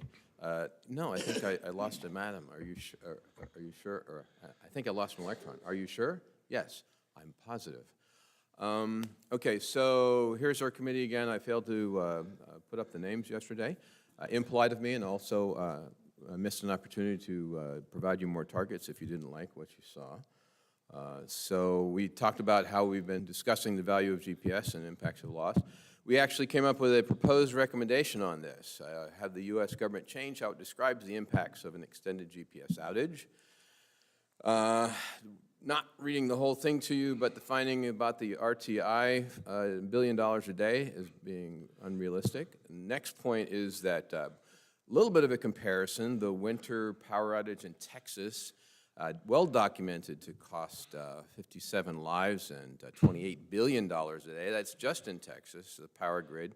Not exactly parallel, but it's a benchmark letting us know $1 billion a day is probably, for the whole nation, is probably gross underestimation. And then the thought that, you know, this might not be something that really makes sense in a number, right? You might not ever be able to come up with a number that can adequately express the essentiality of GPS to the nation. And if you came up with a big number, it would be so big it would be incomprehensible. So again, quantitative methods possibly not effective here. So we recommend that the XCOM, the board recommended that XCOM develop a qualitative method to more accurately describe. The rationale is that if somebody goes into their risk analysis, as OMB and DHS want to do, and they use $1 billion a day, and they come out with an answer, that answer is going to be completely invalid because $1 billion a day doesn't do it. So that is our recommendation. We provide some additional information on the second slide. I won't even attempt to have you go through that. We also talked, as I mentioned yesterday, about government communications during GPS events like Denver and Dallas. And our proposed recommendation is that the Department of Transportation issue public warnings during such events. Both these events were in excess of a day and a half. The aviation users were warned. Other users could benefit from warnings too. Lots of people use GPS before, in addition to aviation. Might not always be the safety of life. It might be, you don't know. Government has an obligation to, as a utility provider, to say when the utility is not working, minimum will save people time trying to figure out what's going on and what's going wrong. And there is a potential to avoid life and property. We think the government, again, on the second slide, we have a couple suggestions of what things the government might want to think about in issuing these warnings and how it might be done, but the overall recommendation is to please just do it. And the third thing that we talked about, which we decided to propose a recommendation on, is that about PNT being cyber. Of course, we're the communications subcommittee, so we brought this up, as I mentioned, as how you talk about things is important, but making a recommendation to talk about things differently seemed a little weak to us. So our recommendation for you all and for the XCOM is to include PNT security in national and agency cybersecurity portfolios. So not that cyber people would be in charge necessarily of all PNT, but it certainly fits in the description of what cyber is, PNT does. I mean, it's computers, it's signals, it's information going into databases, it's communications. And in fact, we're confident that the National Cyber Director and others believe that PNT is an important part of overall cyber input and something that they need to consider. Things like networks and infrastructure, need for zero trust. I don't know if I mentioned that the other day, but the National Cyber Director put out an item that says, we want to have zero trust in federal networks. Well, that means everything has to be authenticated. Well, you've got signals coming in about time and location that are very subject to being messed with and in most cases not authenticated. So that's a concern. Should be a concern for you. So that is our third proposed recommendation, and on the protect yourself, the radio navigation plan, and on the public views and knowledge, we're going to continue to consider those. Dana, could you bring up the second slide, second recommendation? Sure, sorry.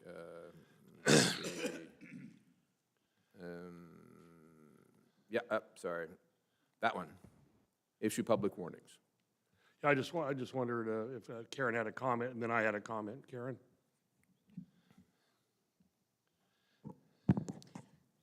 Well, as Dana indicated, certainly the FAA issues notices to airmen. I think we would have to think about what those other types of public warnings would entail, because certainly Coast Guard, as you're well aware, issues notices to mariners.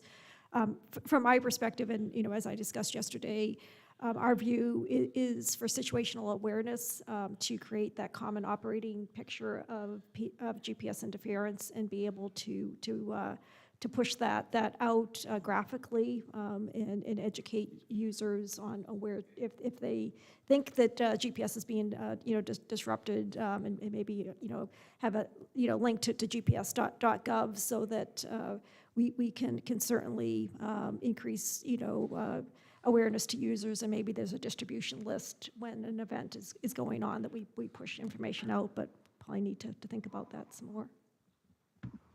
Dana, here's my read on that.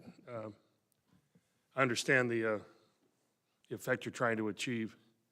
I also am going to go back to my earlier arguments about how you get everybody else involved in government, political acumen, how we deal with all of this. The way I would go at this is I would have a GPS outage or disruption included in a national exercise. It's coordinated between FEMA and the National Security Council, and have the effects of the outage be a goal of the exercise to actually to break it. And then the outcome of the exercise would be how to achieve adequate warning. Because we already talked earlier today about the public notification system that FEMA operates. If you look at the ubiquity of GPS and GNSS and where it's out there, notification through transportation would achieve part of the goal, but not sure it would achieve all the goal. So I guess my just reaction is you may be aiming low on this one. And I would think about talking to Caitlin Durkovich and those folks about moving this into a national level exercise and having them come up with a recommendation on the best national warning.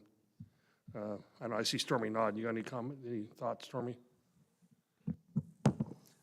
Yeah, we had, 5 or 6 years ago, we submitted a recommendation for a national level exercise, basically to do that, create like a little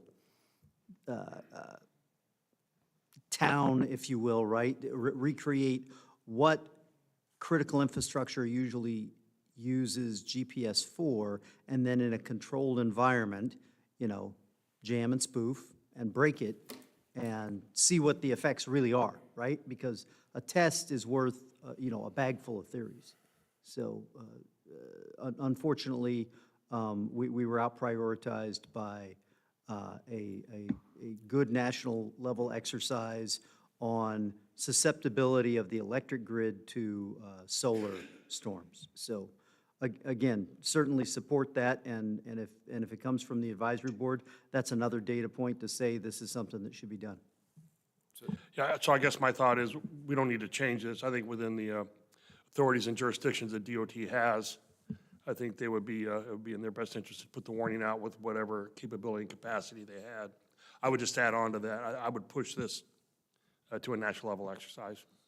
Yes, sir. Absolutely. I think you're right. What we're shooting at here is, in my mind, a minimal responsibility of government that didn't happen the last 2 times this occurred, for government to warn in some way the larger population beyond the aviation users.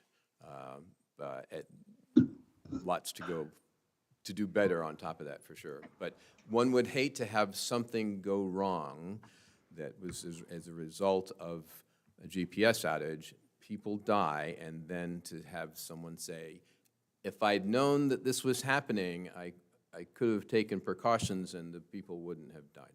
I'm sorry. Yeah, go ahead, Tom. So either to Dana or Karen, would the warning contain like a heat map or something, or some geographic extent of the, because that overlaps with a recommendation from our group of Protect that you'll see in a minute.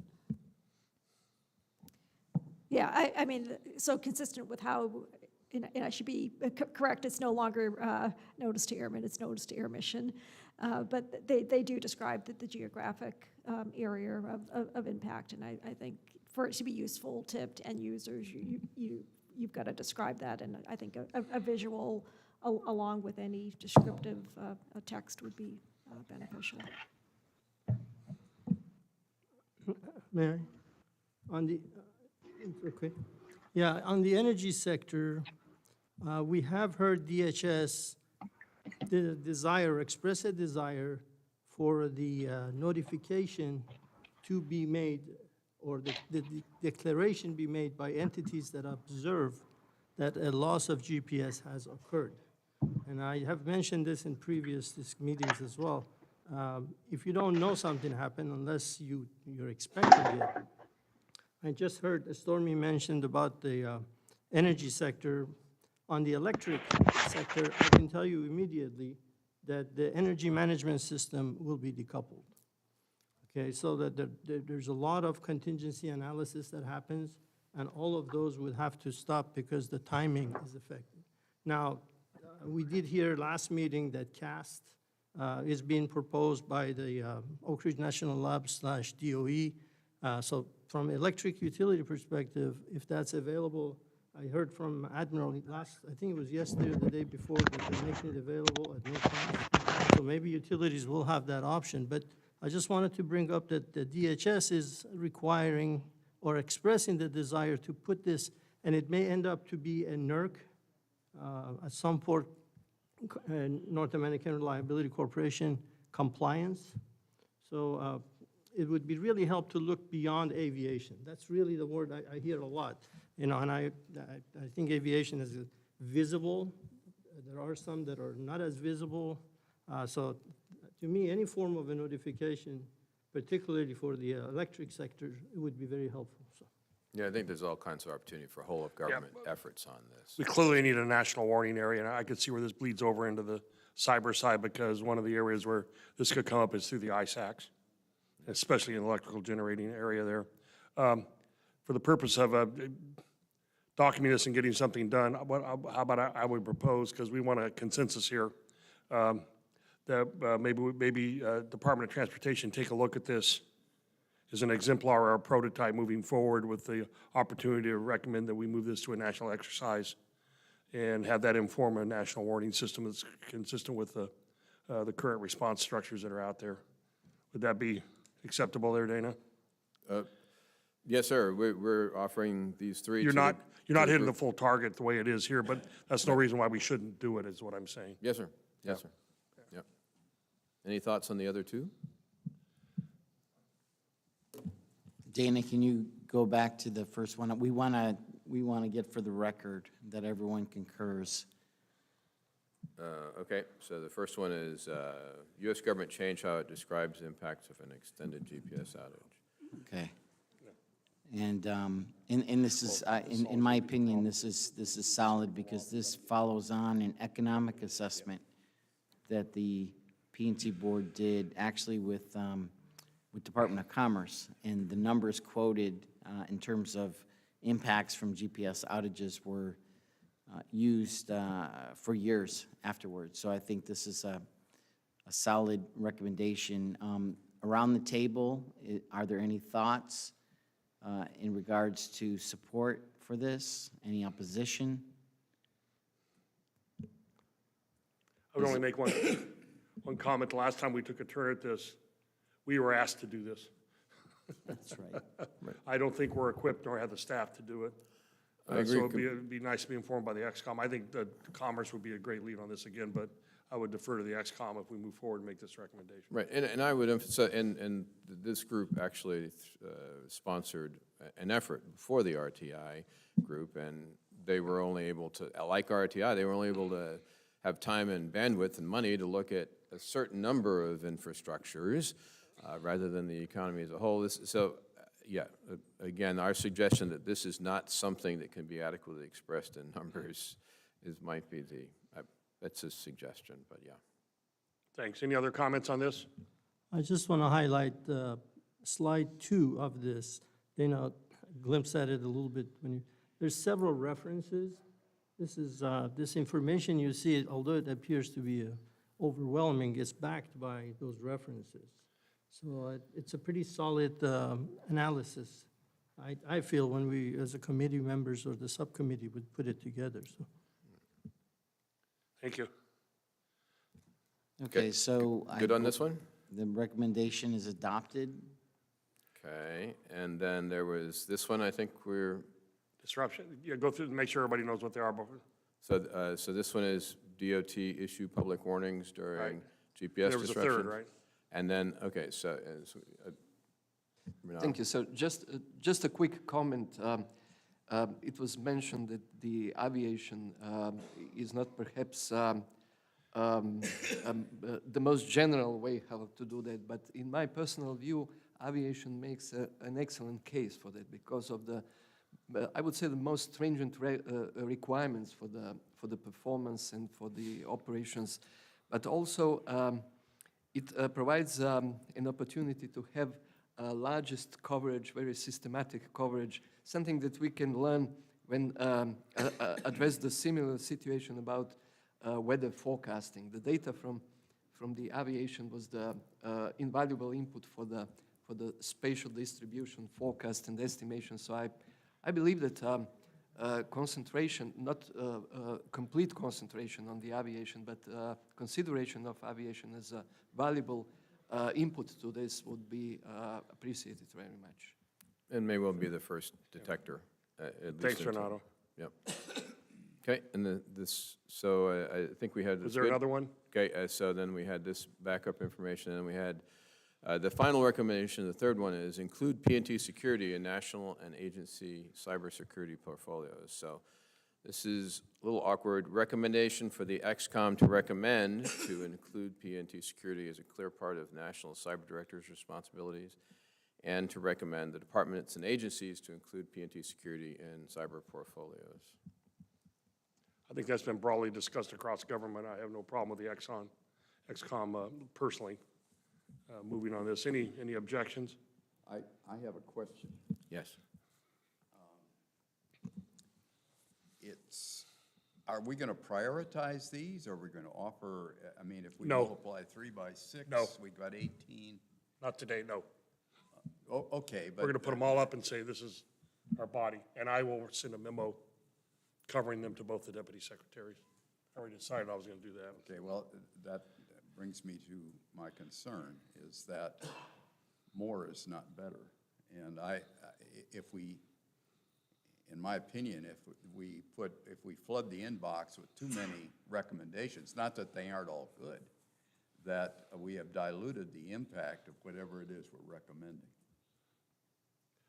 The process to do that would be, we would take them all in today, we'd look at them all, and we convene another meeting virtually, I guess, because that's the only way we could do it, prioritize them.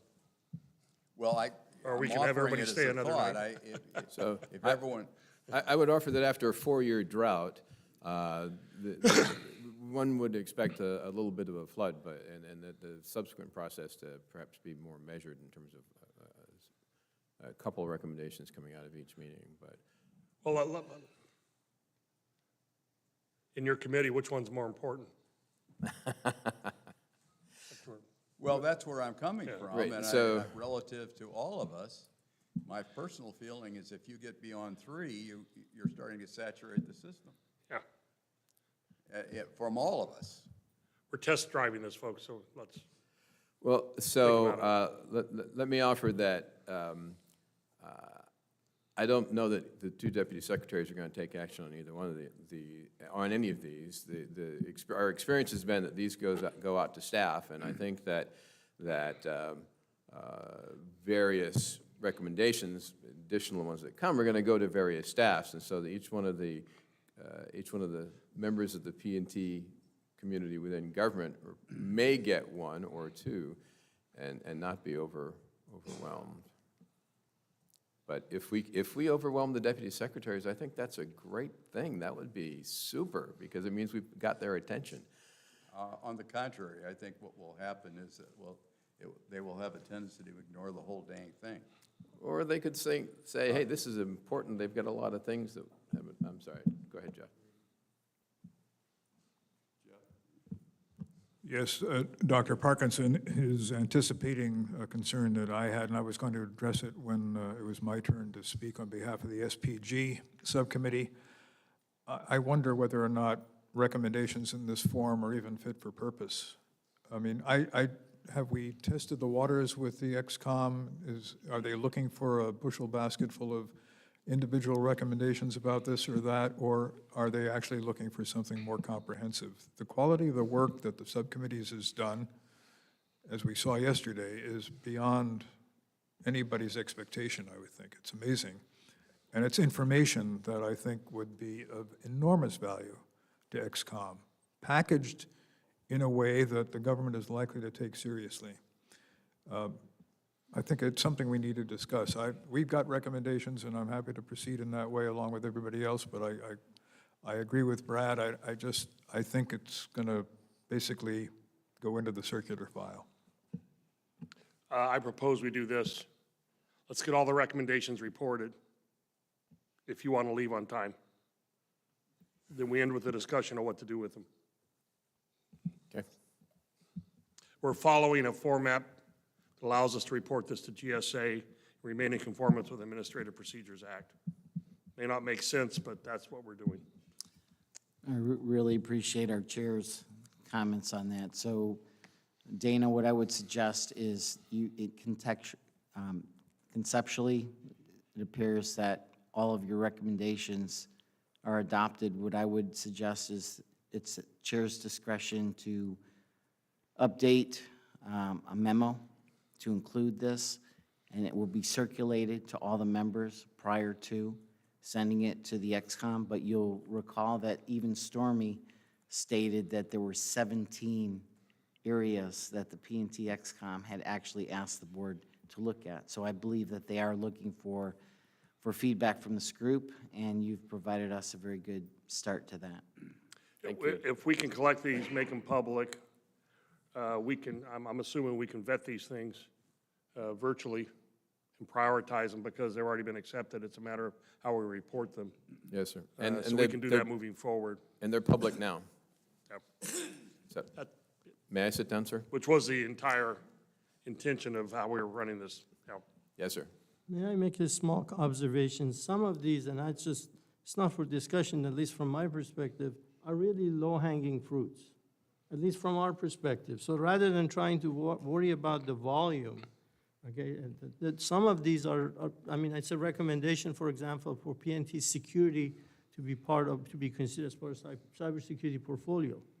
That's all it says. So it's not, and like I think all the discussion is saying, it's going to go to staff and then they're going to vet it among themselves. So I don't think we should consider every one of these is a humongous effort. Therefore, they have to decide at some level, at XCOM or otherwise, which ones are we going to take action on. It's just an observation. They're not all, I mean, the first one is about $1 billion, and this one is about, so it's not, to me, they're not time consuming. They can easily sort things out. Okay. I can't resist saying this.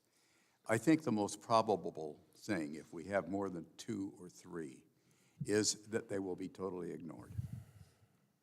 I don't think the staff feels that they're under any obligation to respond to us. They have, in my opinion, not responded in the last 5 years. And I think we are using whatever effective gunpowder we have. If we put in too many, and it is not that they aren't good and valid and wonderful, but I have a real problem with flooding their in-basket because my guess is every one of them feels like they're overworked already. Sir, NASA has committed to responding to all of our recommendations with information as to what action the government has taken on our recommendation. So at a minimum, we would get a reply back saying, no, the Department of Transportation is not going to warn people when there's GPS outages there. That would be an interesting thing to know and for the Department of Transportation to say. So we will get feedback. We might not have the effect, but we will get feedback on each of these. I this look forward is to that actually happening. Rush Shields. I'd like to say something, if you don't mind, similar to what Brad is saying. I've been listening to this, and as the Admiral noted, time is going by. I would be much more comfortable with something that has no more than 2 recommendations as the core submission, with then a continuation that said, in addition to these absolutely critical things you had to work on, here is a list of other things that we think are important that should be considered by XCOM, government agencies, what have you. Thank you, Russ. I believe that's what I proposed earlier. Let's get all the recommendations out. Thank you, sir. Yeah, from the chair, let's get all the recommendations out. Thank you. Education, science, and innovation.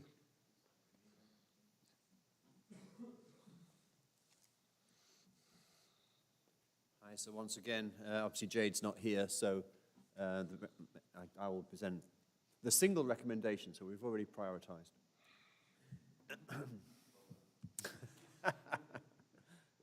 There is a slide on it somewhere. That's not it.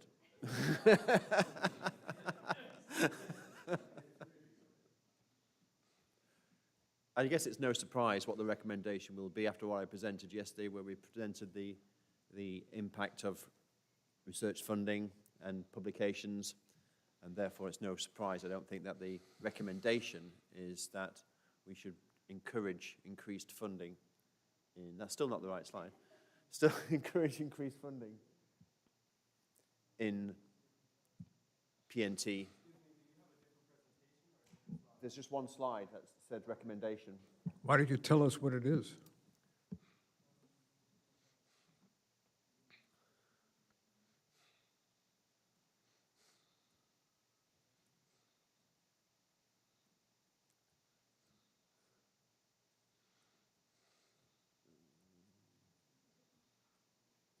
No, this is not it.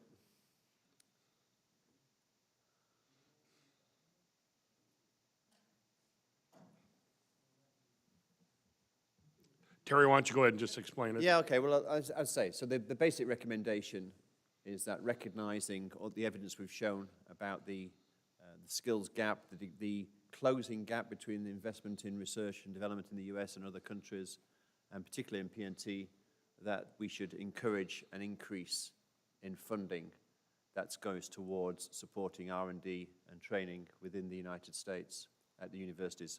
We presented a series of mechanisms that already exist, and the key point would be contacting those organizations, the funding bodies, and prioritizing. So making sure that PNT is on their priority list so that when they come around to their funding calls, that PNT is there as an opportunity for universities and other organizations to use that funding to increase the skill base in the US. Thanks. Comments, discussion?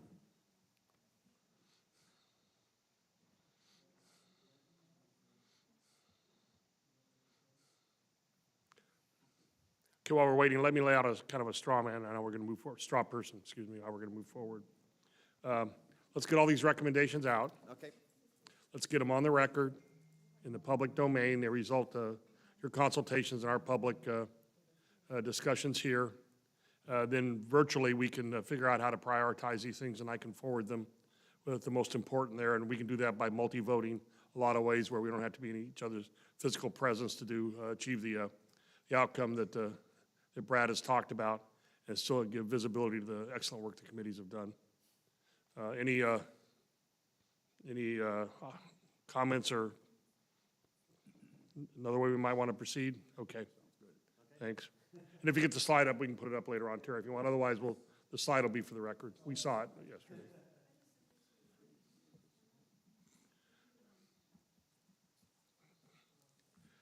Okay, merging capabilities, applications, and sectors. Penny, were you going to do that? Okay.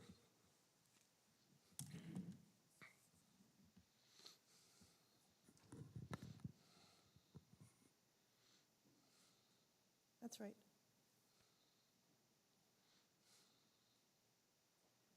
So based on the conversation, actually, I'm going to stand over here, so I'm not leaning over that podium again. So based on the discussion we had yesterday, we would like to propose that the U.S. implement a GPS high accuracy and resilience service. You could read, do you want me to read through the things? Findings are we're falling behind, we risk losing our primacy. Recommendation is to develop and implement a GPS high accuracy service which delivers corrections over the internet at the level initially comparable to what the other constellations are doing. Implied in that is that we could do better later, but that's not the initial thing. And the rationale is that this will improve the quality of GPS real-time performance, resilience for users, and enhance GPS-based applications. And it's based on existing US capabilities, and it doesn't require changes to the GPS satellite operations. If we don't do it, it stinks. So is there an agency that you're suggesting is going to be accountable for doing it? So we have not explicitly suggested an agency. I was actually talking to Carl and Rick yesterday that the Coast Guard actually seems to be in a position that they could potentially facilitate it. There are other possibilities too, so we didn't want to presume that. So there's more background in the white paper and from the slides yesterday, but basically the creation of the data is already in place, can be done by JPL and potentially other US organizations. But the part where we would need an agency to be defined is somebody to be responsible for it and distribute the data. So we don't have an answer for that, but that's the part that needs to be determined by the people who know. But the data are there, and the processes for getting this kind of data out don't need to be newly invented. They just need to be owned by someone who can do it. Yeah, a couple of things here. First of all, to have this actually be established and continue with policy and funding support, in my view, would probably require legislation. That doesn't mean we should demur from doing this. I've said a couple of times that we've got to decide where we want to be in this country on this. So I've got no problem with that. What was discussed on the sidebar, I don't know if you said it more explicitly, but the recommendation should include a follow-on white paper they're developing to provide more detail. That's one of the findings here, so they can keep working on the white paper, which will be much more detailed We'll and have that. have a lot more justification in it. Yes, absolutely. I was trying to fit it into the bullets here, so. Any issues with the recommendation and a follow-on white paper, then I would just make sure we get the white paper in the. Thanks, Penny.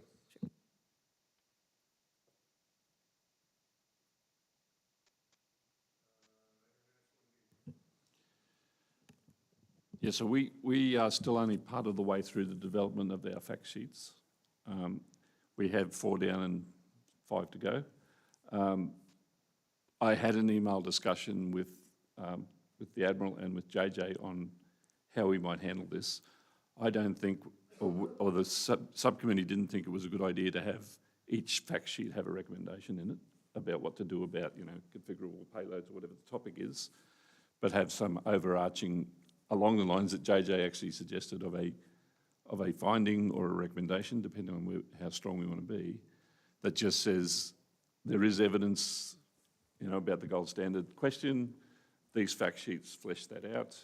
What we actually want to do about that, or what the government should or could do about that, is the problem we have, I guess, as an international person understanding US government processes, and what the best way forward is.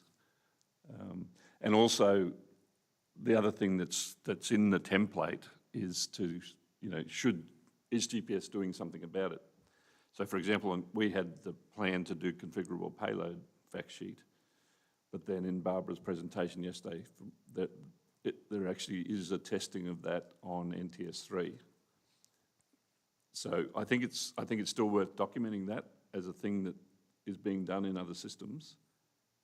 But it's hard for us to say what GPS is going to do from our committee level, and so that's kind of a problem with how we do it.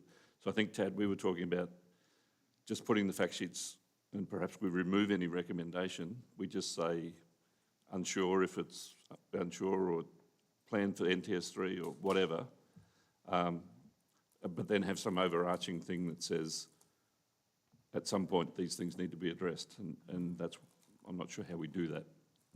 I would propose that we have you make a recommendation saying in the following areas, more information needs to be developed. And our recommendation is to develop fact sheets on the following items, so that becomes the output for this. It's on the record, and you can go ahead and do your work. Does that sound all right? Well, the other way is we don't make a recommendation here. We finish the fact sheets and we make a recommendation at the next meeting, but that's your call, sir. Yeah. I don't have a... We just need a way to articulate that as just The recommendation would is like to a proceed with the recommendation work you're here. doing and produce the fact sheets. Does that make sense? Yes, I haven't. Am I getting it right? We haven't got that prepared. So my thinking was we keep doing the fact sheets and we'd be ready for a recommendation at the next meeting. Okay, that's If good. that's- I'm not trying to push you into a recommendation if you're not ready. Well, the other thing we discussed in that email discussion was whether it should just be a finding. We put the fact sheets on gps.gov, the information's there. So we're going to put a statement in, the fact sheets are under development for recommendations at the next meeting? I think so. I think that's Okay, where we're at the all right. moment, yeah. Anybody, comments? Yeah, Admiral, this is Russ. I just wonder when we will have the courage to make the recommendation to the XCOM for the XCOM to accept that GPS is no longer the gold standard. And you can have the fact sheets that support why it's no longer the gold standard, and then they can decide if they want to do something about it. Yeah, Russ, I think that's the process we're on here. I think everybody pretty much understands that, but you have to have a way to articulate it.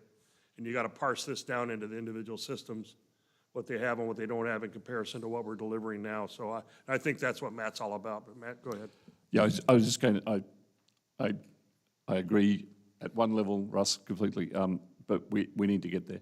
The other comment that Renato just made and reminded me is the gold standard question was one of the 17 things that came from the XCOM. So I think it can come together and it should come together, but we just need to think through what the best way to influence it is, I think. And there's a level where, I mean, it's up to, for GPS, it's up to the Space Force to implement it or whatever, right? So there's a point where we can only say so much about pointing towards where it might go in the future. And we can't do it, you know, our subcommittees, I think I mentioned last, we can't do detailed engineering studies on configurable payloads. That's got to happen in government at the appropriate place. So well, there's a level where I think we can only call it, like, I guess as Russ is saying, we can only call it to attention. How bluntly we call it to attention is perhaps up for discussion. Well, if it cools off some of the rhetoric and some of these statements that are undefined and don't mean anything, that causes all the ambiguity, the way my former commanding officer would say, we would have a salutary effect on good order and discipline. Yeah. And to that point, we were discussing how, for example, reconfigurable payloads is in NTS 3. So that's actually good news, and we should have a balance of good news and bad news. It's not all bad news, and I think that's important as well for credibility. Well, we heard from our Space Force colleague yesterday that their driving force is a national security strategy, and they derive everything from that, and we don't compete well against that. Sooner or later, this notion has to be challenged if we're going to figure out some way to enter into that discussion and create those requirements in the political environment that are more responsive to, you know, the needs of the civil users. The other issue that has been coming up is, for example, Space Development Agency doing work on the proliferated LEO concept, private sector doing LEO PNT. There's a kind of a problem at, does it need to be the gold standard anymore? Are we going, so that's something for a future meeting, but it bleeds over. High accuracy services are a good example of that. Who should do it? Yeah. We're really talking about an ecosystem of PNT here, ultimately, that's going to be more resilient. Yeah, and I think that whole area needs, which is, as I said yesterday, why we didn't get into geos and inclined geosynchronous orbits and blah, blah, blah, because that whole landscape is changing. But it's something we will try and start to work on in the next 6 months. So if you could just give us a couple of words or sentences about the fact sheets under development, so we've got it right in the record here, we'd appreciate it. Now, or, yeah, get him to JJ. Yeah, cool. Thanks, Matt. Thank you. Comments? Okay, PTA. Tim, is that you again? That's me again. I have, I sent some slides in this morning. I hope, do you have some slides for me? Yeah, great.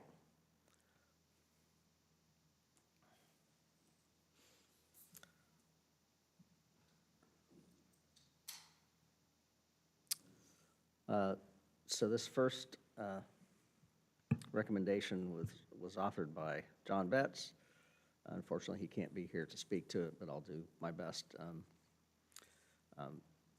The recommendation is to establish the extent we should rely on GPS infrastructure. Today, there's no authoritative assessment on the likelihood or extent of outages due to any cause. Now, there is some information, thank you. There is some information about things like probability of loss of satellites, individual satellites and things, but there's no sort of authoritative guidance from the government on how probable long-term outages or widespread long-term outages are. And for people who are designing critical infrastructures and they have to have a backup, it would be nice to know what you expect the backup to need to do. And in order to do that, you have to sort of understand how much of a gap in GPS performance you're trying to fill with your other system. So the idea here would be to recommend that the government, through somebody, produce such an authoritative description of the reliability for GPS. And the reason for this is today there's lots of diverse opinions on the probability of things like a Carrington event taking out all the satellites, or malicious anti-sat weapons being used and all that. And so inconsistent assumptions are being used across infrastructure developments. It would be nice to have some guidance to point to from the U.S. government on this. The consequences of no action is, again, will still remain inconsistent across various sectors in the way we're trying to protect, toughen, and augment GPS. So do we want to discuss that one before I move on to the next one? I would only make the comment that it's kind of related to the warning recommendation. What comes to mind when I see all of that, if I was sitting in a chair in a department or something like that, I would say, it sounds like we need a national risk assessment.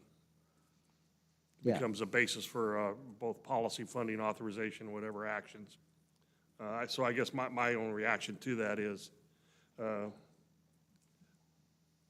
establishing the extent that we should is, I interpret that to be there needs to be a national risk assessment.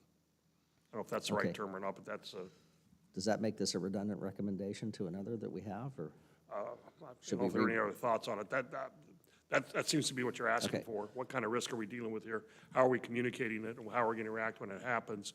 That bleeds over into how are we going to warn, public warning, and how do we actually deal with that? There's kind of a continuum of preparation, resiliency, and, how you look at the entire problem in a life cycle type thing. Any comments? I think that you have a good point, Admiral. The only thing is, I think the first recommendation on the warning or loss is really more based on existing infrastructure. Well, they can be separate. I'm just saying they're related, that's all. Yeah, no, I agree with you, that's all. Thank you.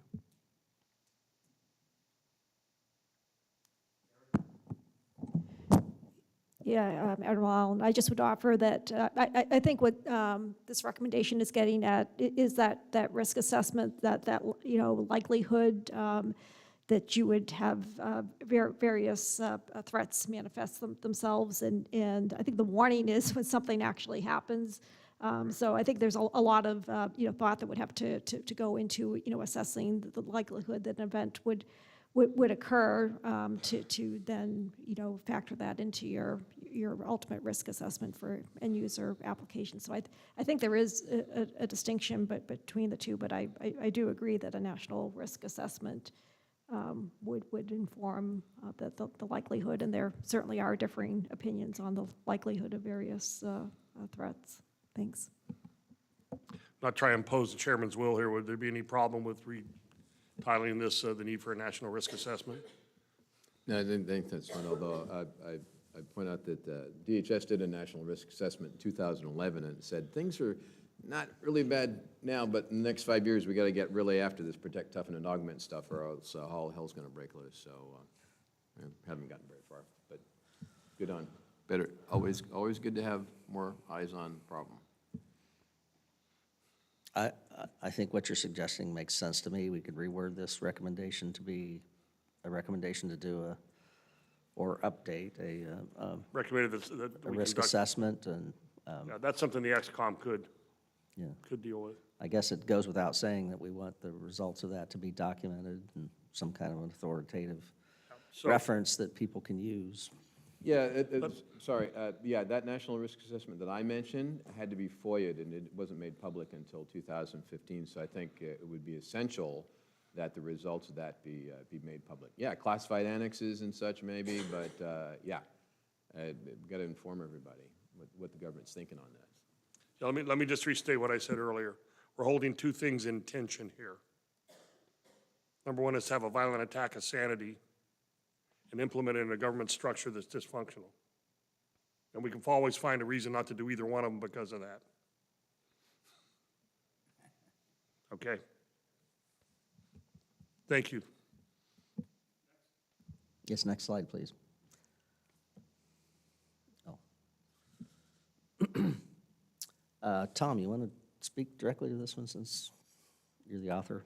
Okay, so this recommendation refers to a proposal that we received in one of our fact-finding sessions about utilizing cell phones to detect interference.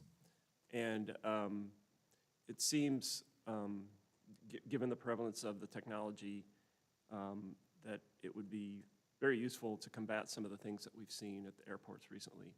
And I recognize that there's probably a lot of engineering details that would need to be fleshed out to actually deploy something like this. So although this recommendation says to deploy this capability, if the board wanted to endorse maybe something slightly less, to say, prototype or demonstrate it, that would be fine with me. And going back to the discussion with Karen, something like this I think would have good synergy with a warning system, because the warning would have to come from things like this. And I just, so that's basically the recommendation. And whether deploy is an overreach, prototyping would be acceptable as well. Renato? Thank you, Admiral, for giving me the floor. In my personal view, a very good recommendation, and I would support it very much. My proposal is to consider the extension of the pool from which the data can be taken. This is not just mobile phones, not the smartphones, but also telecommunication networks. Deploy GNSS receivers, GPS receivers in the base stations access network of the mobile communication networks. There is also a proliferation of the IoT devices, which are also GPS equipped. So it would be a good idea to consider whatever is at hand to provide an opportunity to detect and also report some performance distraction or degradation. And also in regard to the previous recommendation, this one can also apply a consideration of machine learning format and structure of reports or alerts that would allow for the integration of the other computer systems, other intelligence systems that would be able to utilize the outcome of the recommendation you have been given here. Thank you.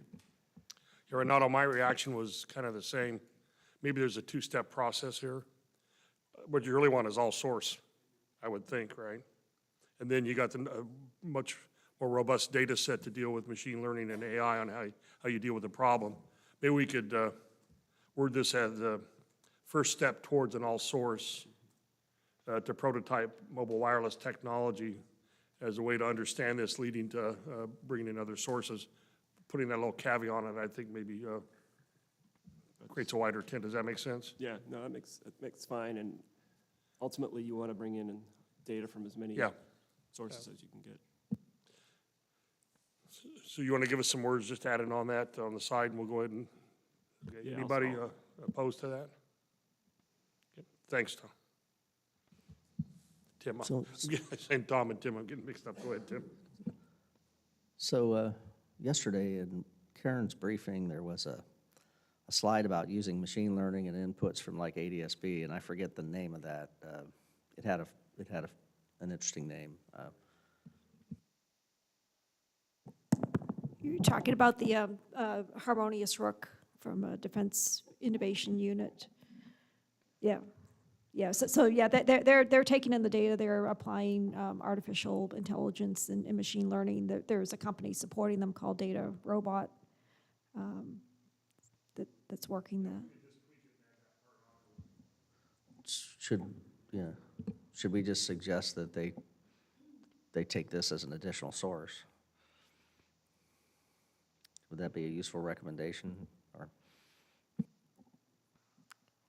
Yeah, I guess it depends on how specific you want to make the recommendation, but I definitely support the all source. They have started with the ADSB, data. So, whether you want to, keep it focused on mobile wireless, technology, or just whatever, sources give you the best ability to rapidly deploy. I think keeping it as it is a prototype or an exemplar that leads to the wider collection of data.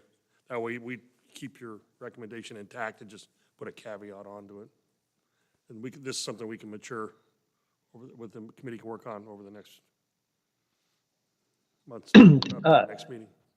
This is Scott. I'd like to make a quick comment. I like this idea a lot, but as a manufacturer, I think that there would need to be some sort of guardrails around what constitutes interference rather than leaving it up to any particular, manufacturer, or else how will you interpret this data, right? I mean, is it your AGC getting blown out, or, I think some extra work on how do we categorize these events so we all report them in a consistent way would be really powerful and help whatever downstream analysis that you could do of this data.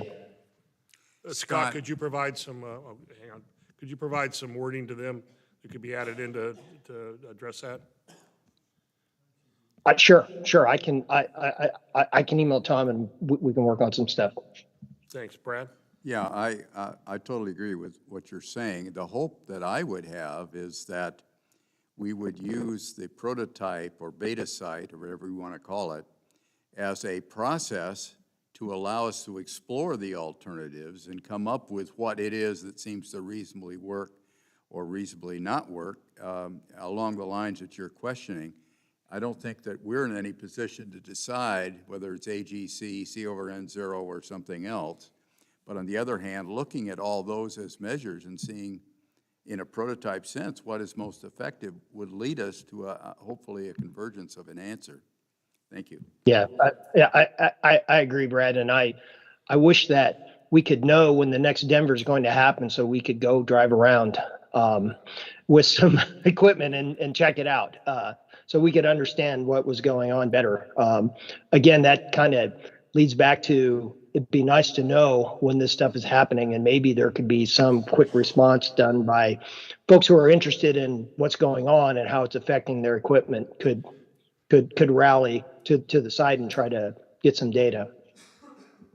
Thanks, Scott. Okay, with the adjusted wording, proceed. That'll get us in the game. Yeah, I'll look forward to hearing Scott's inputs and then I'll tweak it. Thanks. Tim? Next chart, please. Okay, so this is, should be no surprise.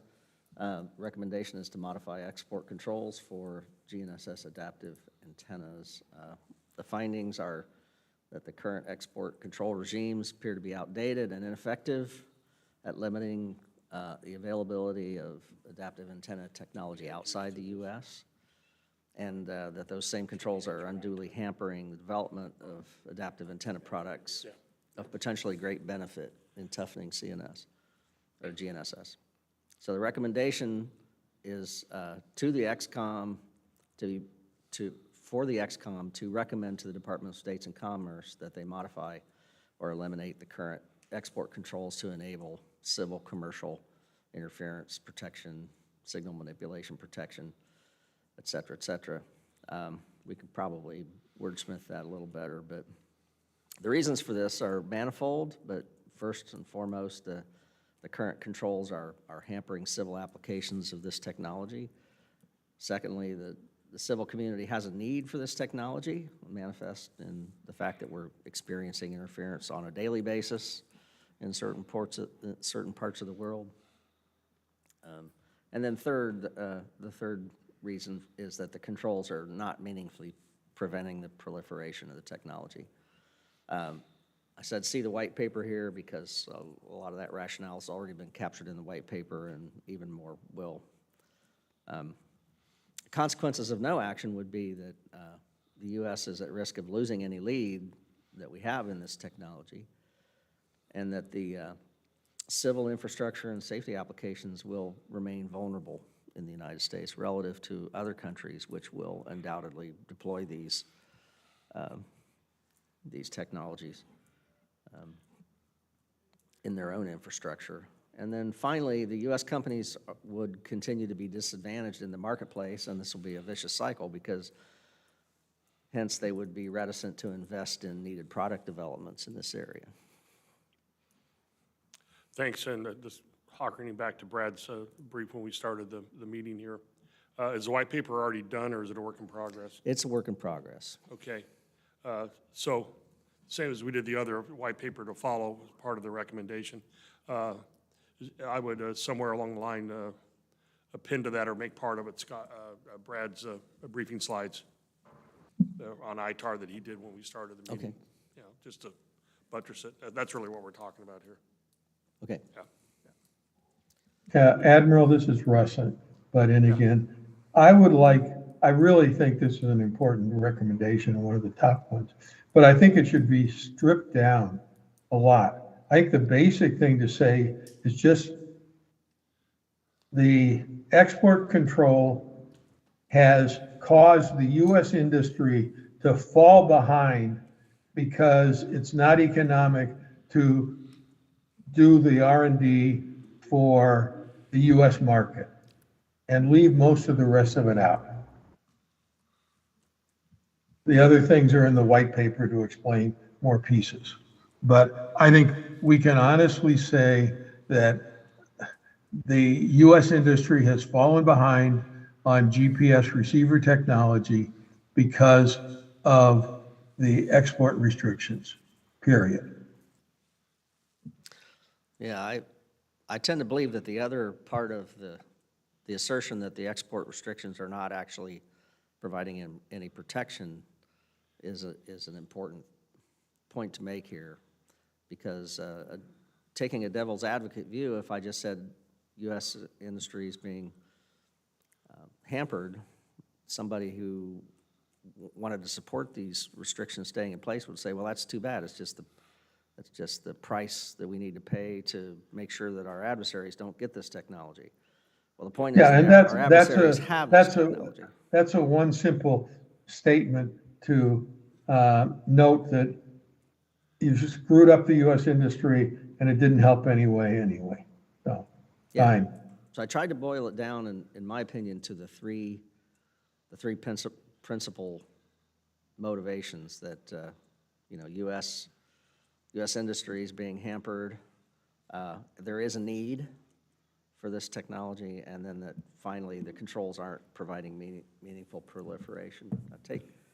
I agree with Tim's outline, and those are the essential points.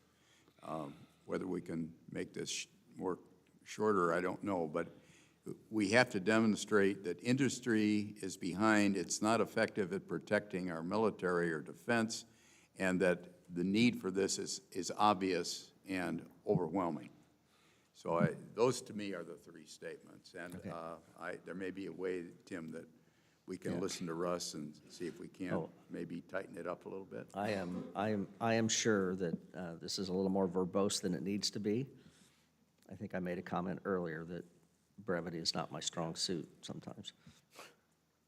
So Russ, why don't you provide the couple of sentences you said back to the committee, and we'll put it all together, and hopefully the board will rely on our good judgment on what it finally looks like when we're done. Okay. I do have one more chart, but it's probably a level of detail lower than we need to go in the open session. Okay. We don't need to talk about my last chart because it's related to this. It's just a level lower in terms of detail about the recommendation. It's not necessary.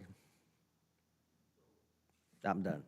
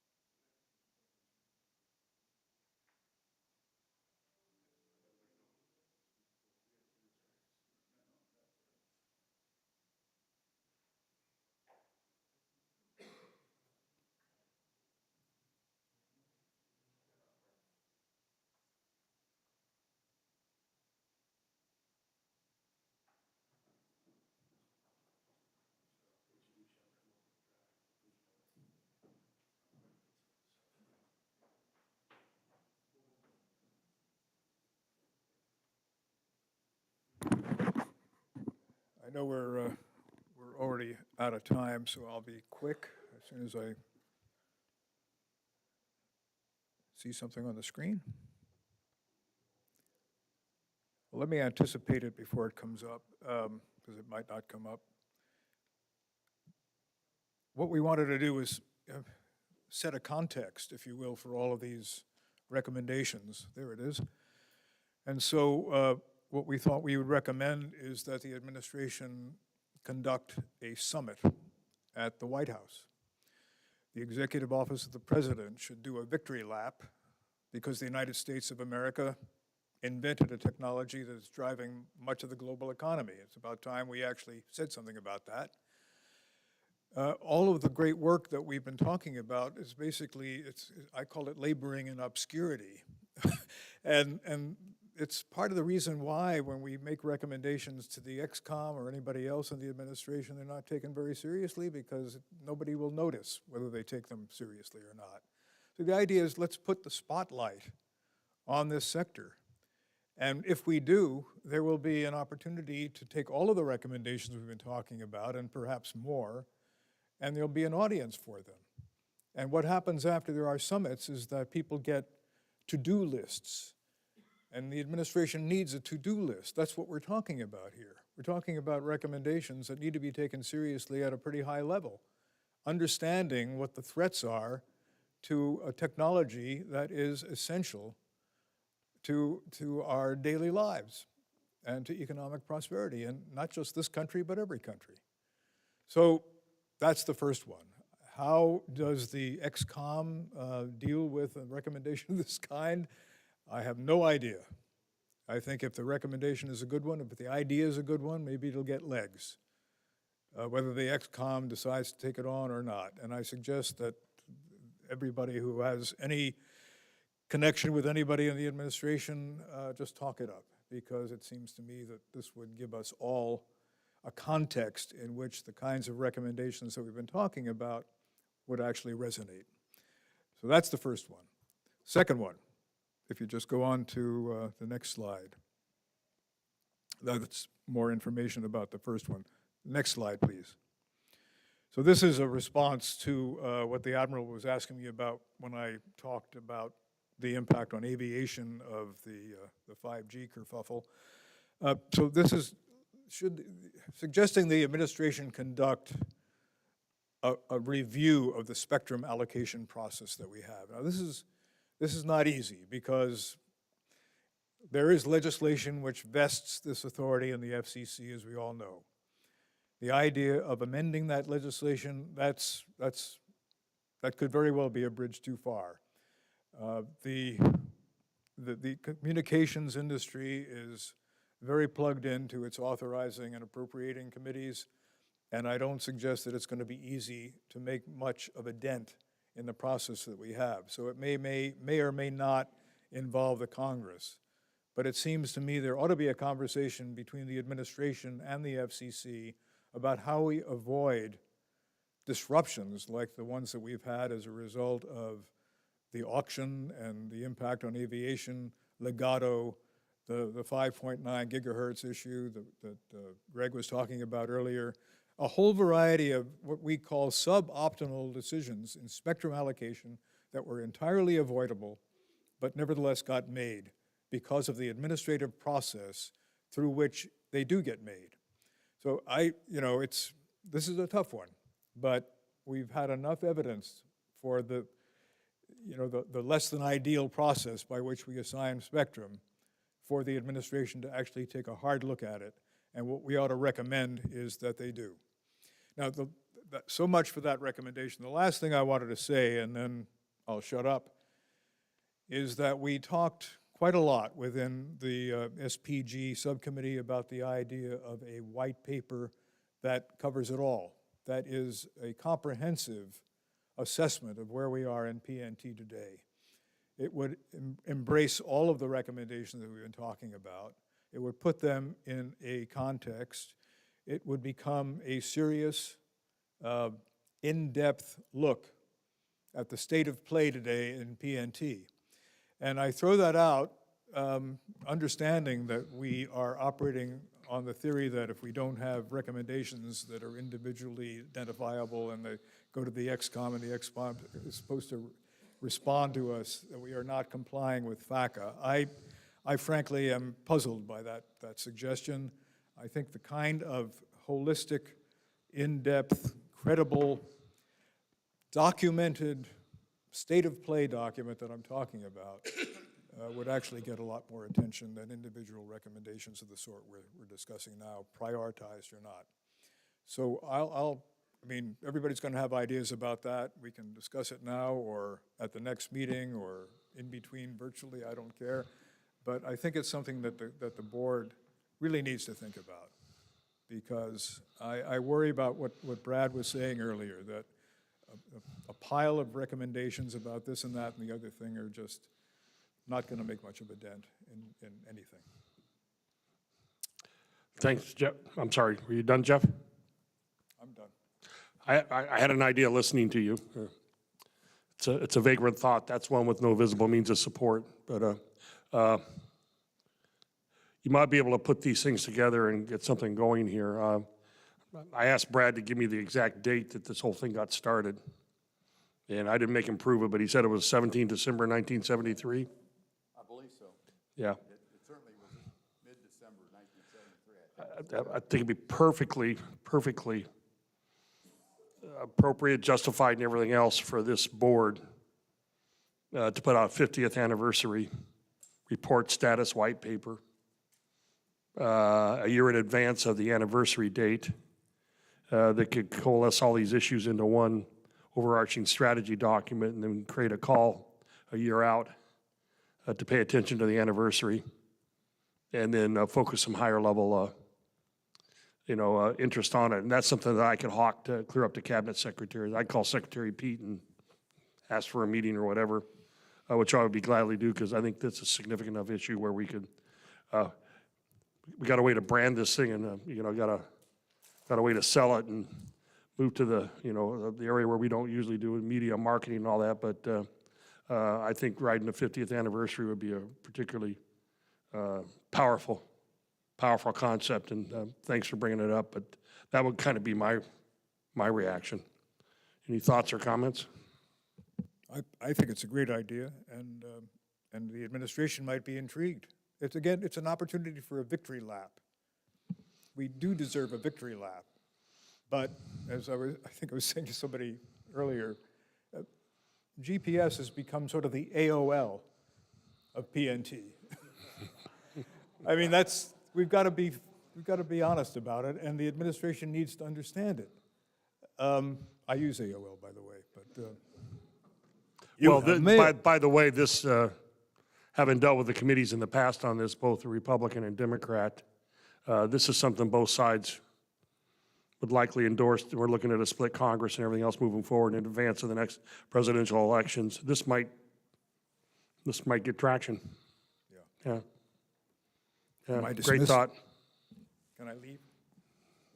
But we want to make sure that this victory lap doesn't we want to make sure this victory lap isn't interpreted as a farewell tour.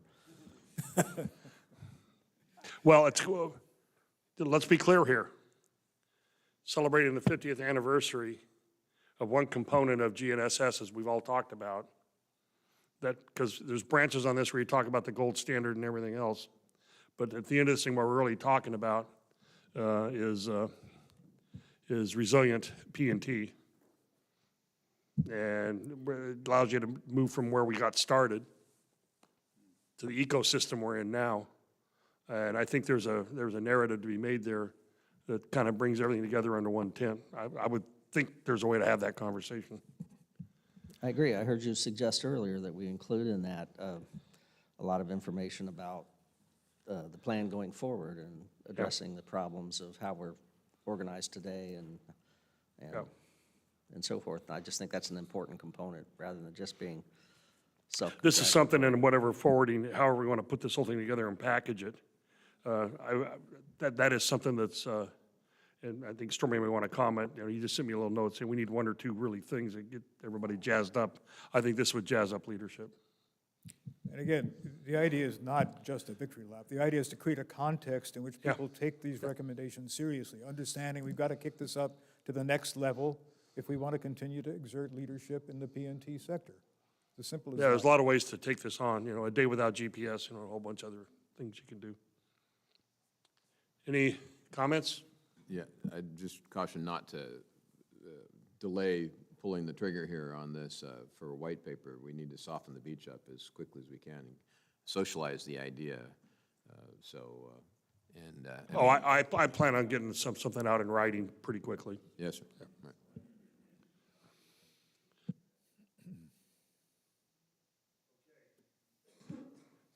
Since I very wisely got the admin stuff done up front, there is nothing left to do except leave or eat, unless JJ now waving his hand has something. Sorry to ruin everyone's lunch. So just some quick notes from a DFO perspective. Dr. Oria is going to be providing very detailed notes for all of us, the meeting minutes, but we have 6 subcommittees. And the 6 subcommittees, even with the Admiral's ad hoc last one to recognize GPS 50 years later, we only have 12 recommendations. I think that is not an excessive amount based on the fact that we had 17 requests to do information. So what I would suggest is that I work with the Admiral and Dr. Parkinson. There is some duplication. There are some recommendations that could actually be condensed. Dana, a couple thoughts. You know, you noted a couple of recommendations that are kind of already being done. And I think that would be one of the first things DHS would say, well, we're already doing that. So we need to look at the baseline and then how your recommendation expands on that or improves that, right? That will get DHS's attention. Cybersecurity is kind of same thing. But anyways, my proposal is to work with our leadership. We'll develop a memo that captures these recommendations, and then we will send that out to all of the members for their review and approval. We've already put out in the public domain what the concepts are. And so if we could turn this around, let's aim for January at the latest, because we're going into the holiday period. If we even do something now, it probably won't be looked at, but most likely we'll have a PNT executive committee in January. Stormy will set it up so that the Admiral and Dr. Parkinson can present the findings, and then it's up to the government to respond back to us in terms of, do they accept, will they work on them, and sometimes they say, no, we just don't have the resources. Let me add one thing here. Yes, sir. Because we've gone back a couple of times here. I'm going to be tough love here. We revisited information we've heard 3 times. Okay? All of this is of the record. It's on gps.gov. If it's on a briefing slide or was covered here, it was recorded. So when we go to synthesize this and send it forward, what we're looking for is a final solution. We're not looking for you to show your work. Everybody understand that? Thank you.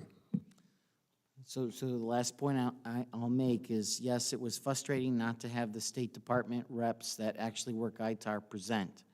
We were successful getting the FCC here, but Jeff Auerbach, if he's still in the back, has offered at the next PNT XCOM to have the State Department reps who participated in Tim's PTA call to actually brief the XCOM at the DepSec level. So the work of this committee is making a difference, and that is a perfect example. So with that, sir, I turn it back over to you.